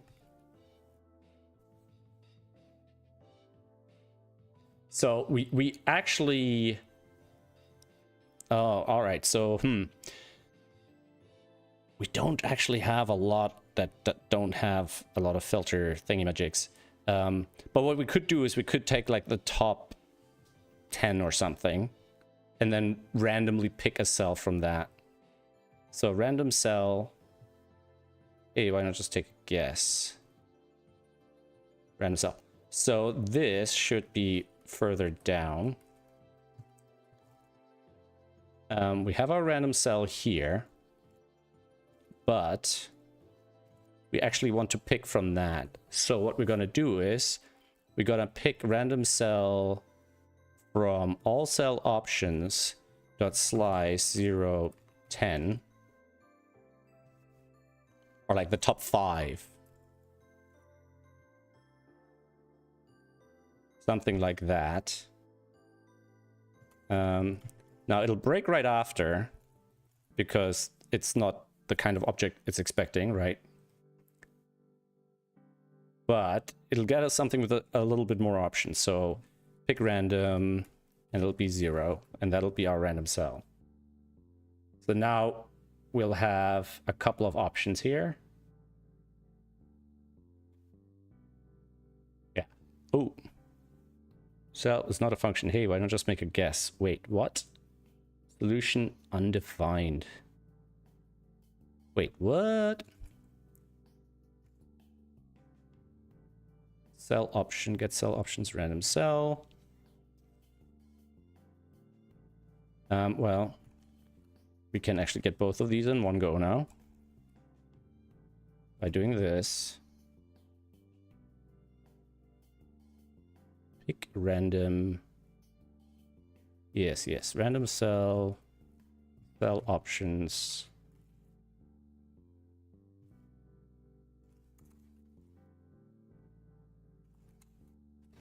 Right. So, picking a random cell, it's flashing it. And now it shouldn't break again. And in theory, you can solve it if you undo every time it gets a sad emoji, right?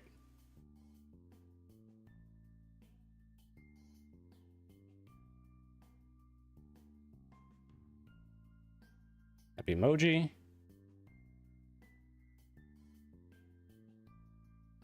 Sad emoji. Undo.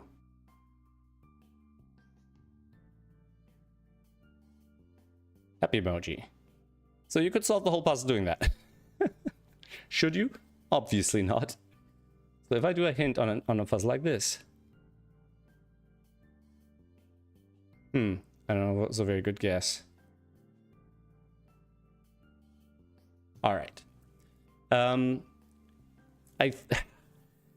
not super happy with it, but as far as like a simple thing that I can do quickly, because I'm running out of time, and if I don't cut the feature list, it's not gonna be able to get launched in time. But it also gave us a couple of a couple of little tools, right? So select, do press digit option pick, flash 3 times, right?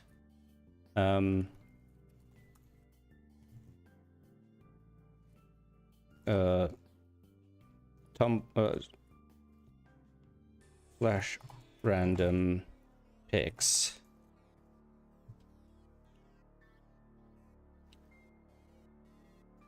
Select final pick.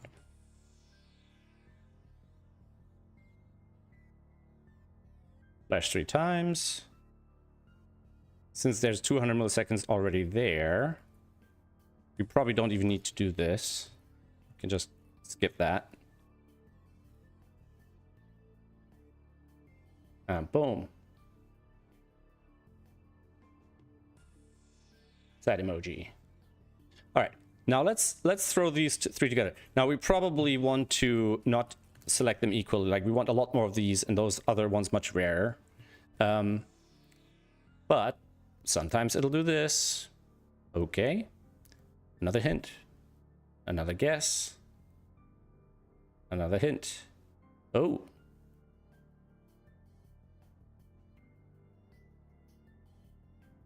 Another hint. I mean, to be honest, the emojis I wanted to put in there mostly, yeah, I'm not sure. Okay, I've changed my mind, I think, because I think the reason I wanted to put them in there is to kind of like make fun of the sort of AI speak where they often do that, like where they throw random emojis in there. Now, these aren't actually random, but I think I'm gonna put the emoji back in. Where was the sad emoji?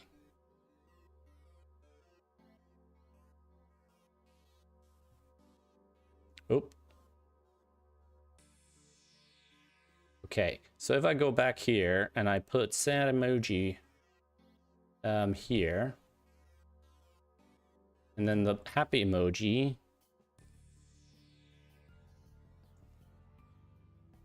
More like a proud emoji, actually. And then I would like to have like something like this for when it gets started. Something like that. Let's see what that looks like. I mean, we also don't necessarily want to put an emoji on every line.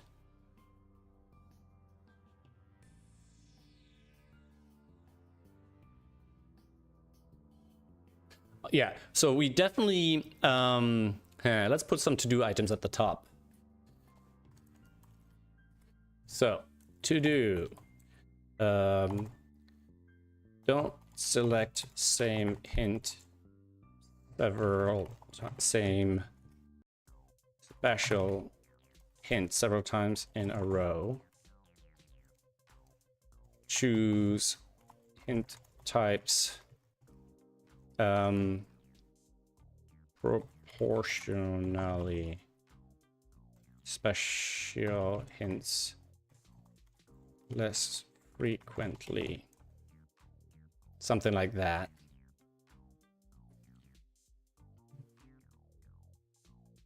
I probably want to add X close button in top right. Now, these lines might be a bit long for mobile. So maybe we'll shorten the language. Kind of still stuck. Try another. Still stuck. Oh, I'm sorry. Did you look at that? We guessed correctly.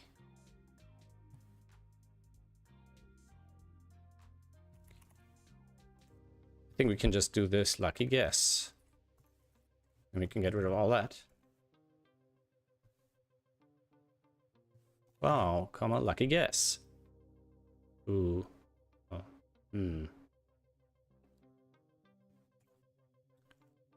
Bad guess.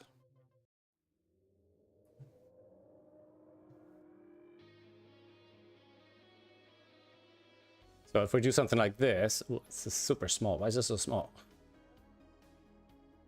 Try this button here. Let's make some progress. Hey, why not just take a guess?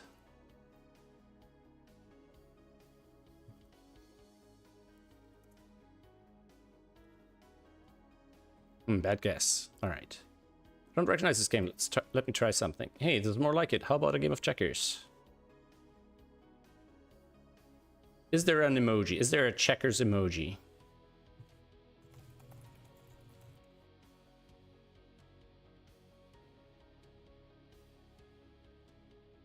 Because that would kind of drive home the whole like, hey, let's have a game of checkers. So if I go here, do this. Yeah, I don't recognize this game. It's kind of silly. Let me try something.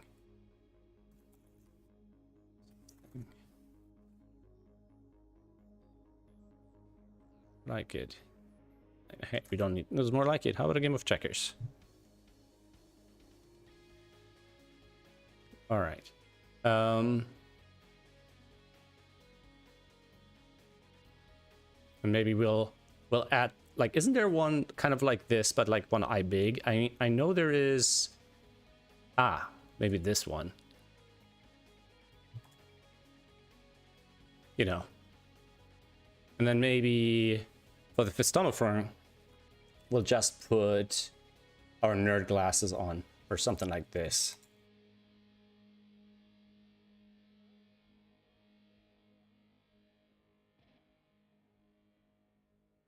So, believe it or not, but the digits in the blue cells, the blue digits are the same as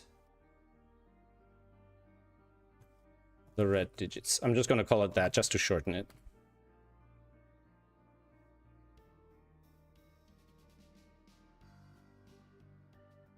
Let's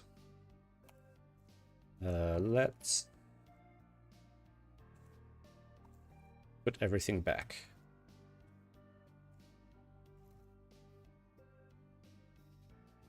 So if I do this, I wouldn't have to worry as much about word wrapping and stuff like that.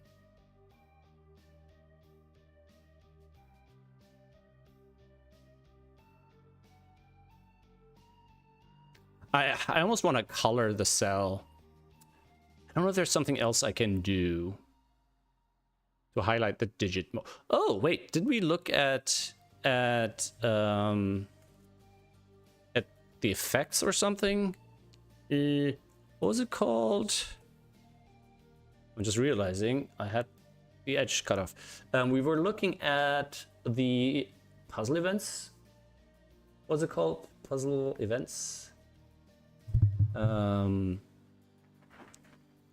Puzzle events. Feature puzzle events. Puzzle effect add effect, add trigger. Effects. Didn't I? Oh, I hope I didn't delete that. I had an effect.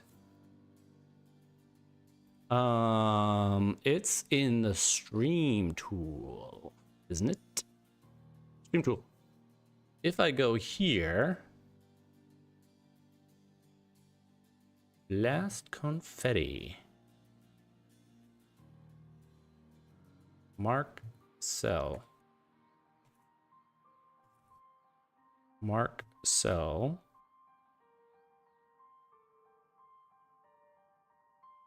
Didn't I? Final message mark cell. Message cell mark cell.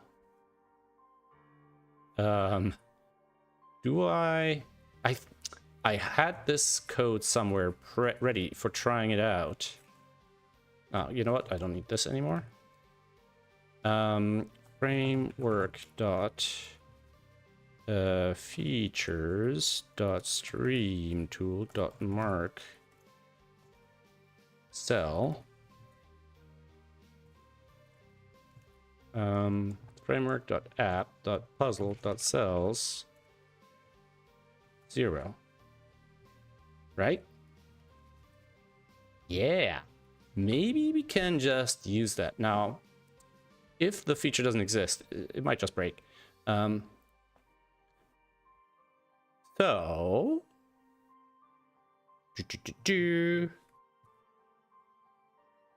if I do this, random cell, no, option pick, boom. So if I do this, and I do this, oh, we probably want to add also add a abort button, abort/skip button. So if people like just messing with it and they've seen the effect already.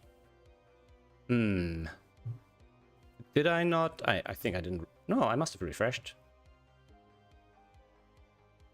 Let me disable the other two actions again, so we don't have to try it so many times. So now it should only do the digit hint action. Okay. It only does it when it's right. Nope. Actually, let's do it here because it's a lot easier, or it's much more likely to get it right on this one. So, boom. Not right. Or error. Attribute expected number. Ooh, what's happening here?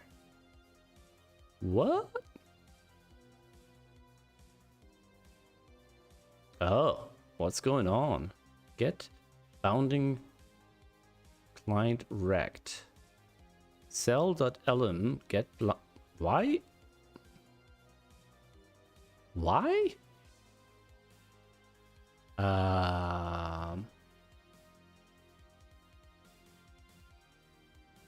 Why? Why would that fail? It's gonna fail again.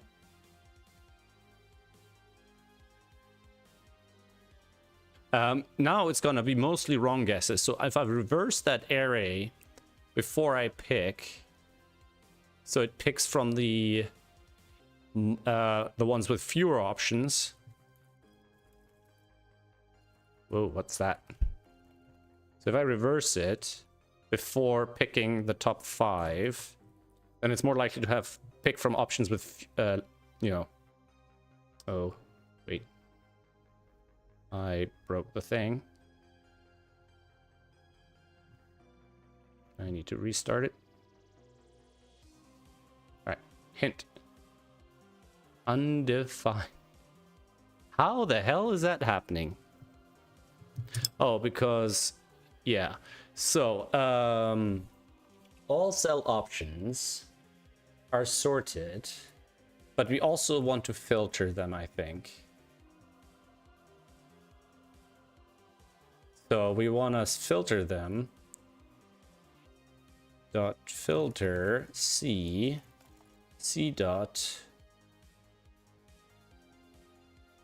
Wait. C. Sorry.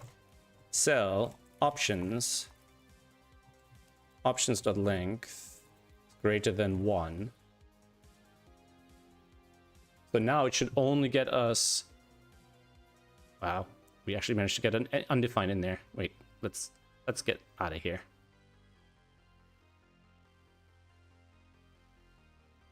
Wait, it's still broken. So if I do a hint, pick random is not a function, or its return value is not iterable. What are you talking about? 267. Pick random is not a function. Okay. The heck?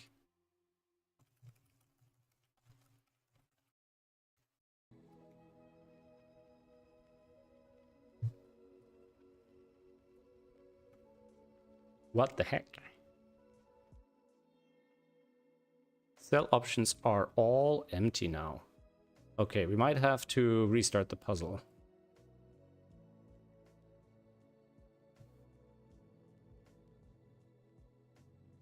Okay.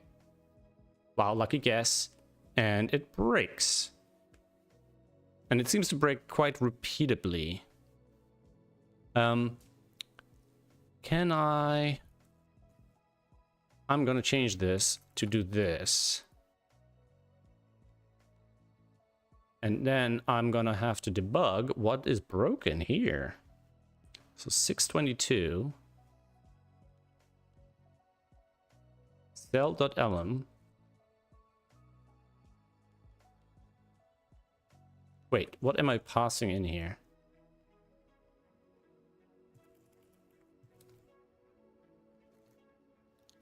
So we're in mark cell. We're gonna output cell and cell.lm. No way that has changed. Besides, we just tested it. Like, it worked a second ago, right?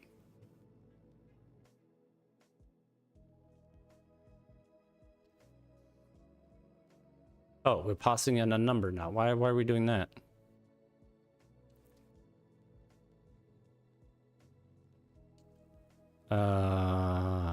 Random cell is the cell. Okay, let's change that to picked cell.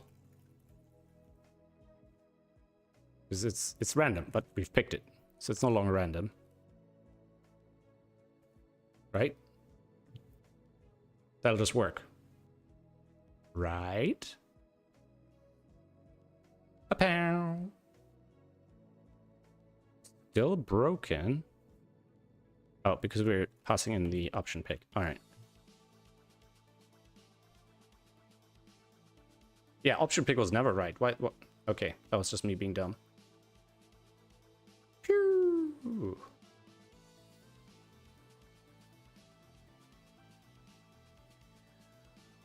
That was weird. It was kind of frozen there. Oh, it's gone. Wait, what? What? I think I'm getting something wrong here. So, cell area 1. Yeah. I do it again. It's just picking 4, and it's correct. Do it again.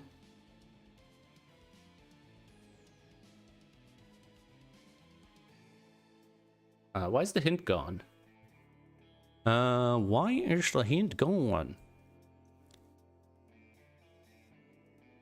Undo steps should be 0. So post action.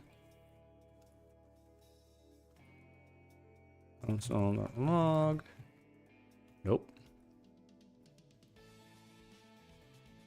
What are undo steps here? They should be 0. And it's gone.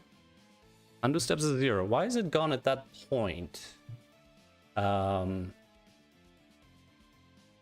Maybe we need to sleep a little bit.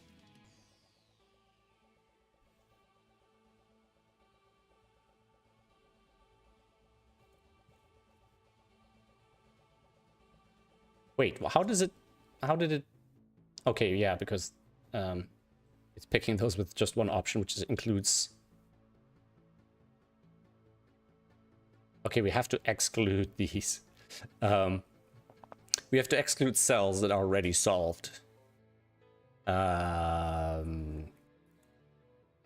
So we have to say C.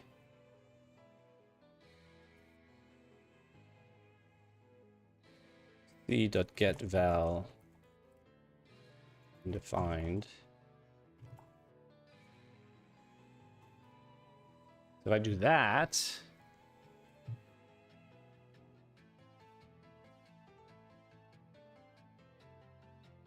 Okay, another hint.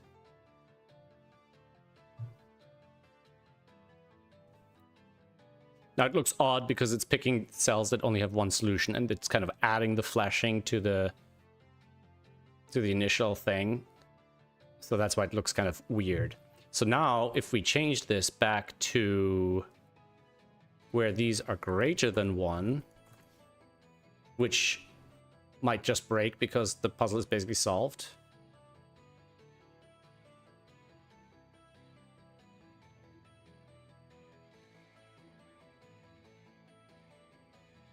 So it's circled between a few of them. But it felt like the initial stuff here happened a little bit too fast. So we probably need to do a short sleep here. So maybe let's make this shorter and then wait here. And then maybe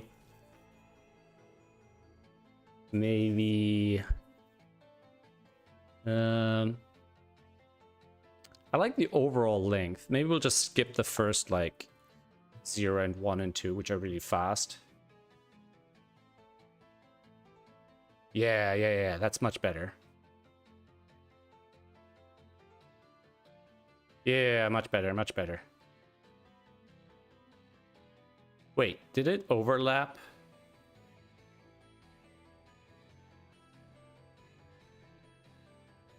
Like, you see, it's flashing.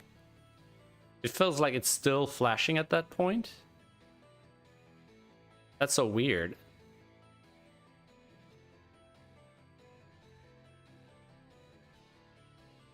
Yeah, it shouldn't be flashing while it's doing this. What? How is it flashing? Show pick this.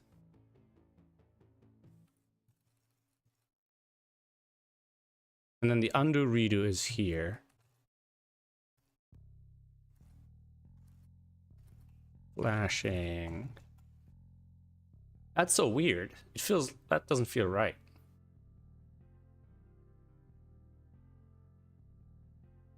Okay, another hint. Oh, because it picks the same. Oh yeah, no, huh, yeah. Basically what's happening is it's picking the same option, and then it when you type the same digit more than once, it just removes the digit again. So I think we don't actually need to pick random at all. We can probably just randomize, or we can just go through them in order and just go by a random amount of steps, basically, or a random offset. So we could do something like, we could just say option pick is cell options I modulus cell options dot length. And then we won't get that weird flashing. There'll always be an order, but that's not a big deal. And it feels more like a wheel spinning, kind of, which was the original intent anyways.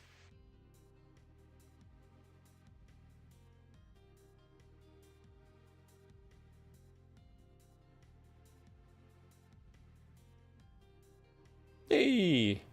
Alright, you know what? That's not terrible. For an April Fool's joke, that's not too terrible. And now if we get rid of the reverse...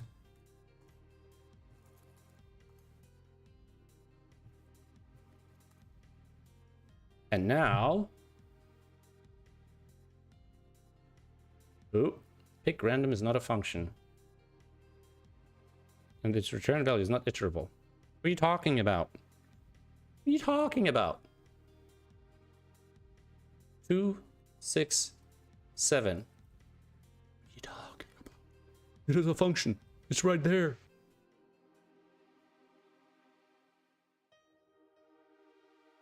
Pick random is not a function, or its return value is not iterable.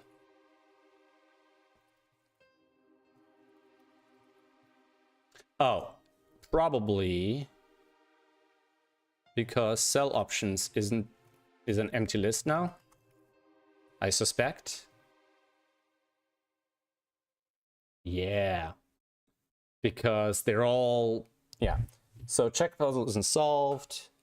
We'll just do an abort. Yeah, so we'll probably just do like an abort. So we'll just do something like abort action message, something like that, right? So we'll say if this dot length equals 0, return this dot abort action. Abort hint action.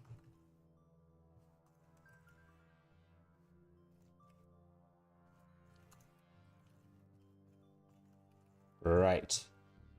We want it to be smoothly to some extent. So we'll do this message blah, and then we'll just say something like this dot write lock. I'll do a sleep.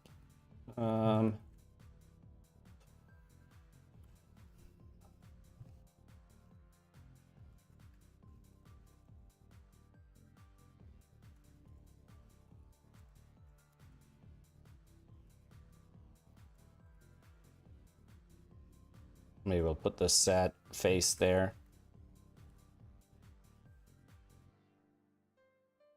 Where's the sad face?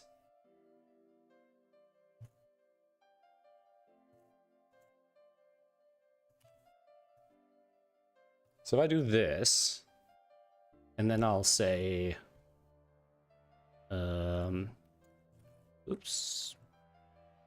async, boom. And now I have to restart. Oop, here's settings. Yes. Okay. Ah.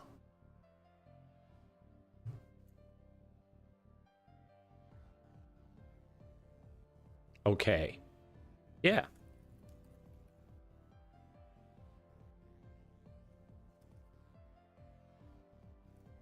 Then we can do something like MSG that. And I think that'll still work, right? Okay.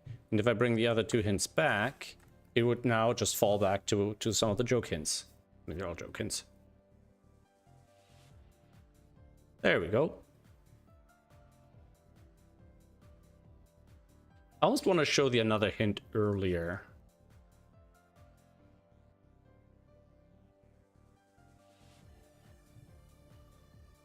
Like, I almost want to show that before we're doing the full undo. Not exactly, no. The abort to do item is kind of for that. Alright, so if I go here, and now I say hint, it'll give us a Fistamafall.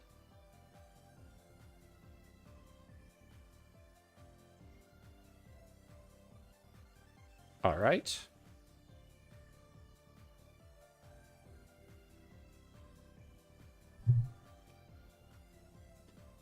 Was there a pause? Was the let me try something? Was there a pause before that? Yeah. No, we need the pause after.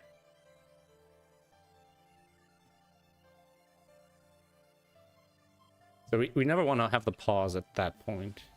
Yeah, the first message just comes immediately.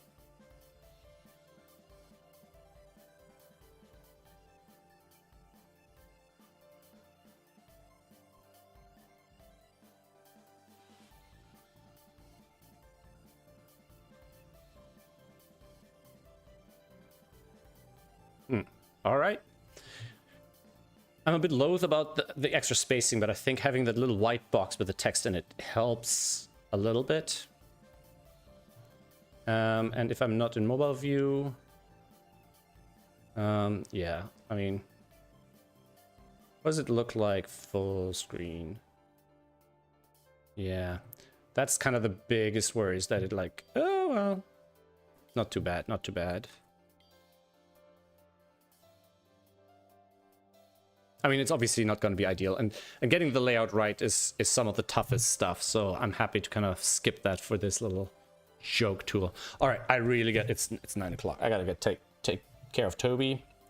Well, I have 1 day to get this put together. I can't make any promises, but I'd love, even if it's just a simple crappy version, because there's a bunch of tech in here that's actually kind of interesting. Awesome. All right, thanks for hanging out. Thanks for stopping by, Keith. I always appreciate having some company. And let's see if this is going to be up and running on the 1st. Don't spoil it for others. Take care. Have a good one. Bye-bye.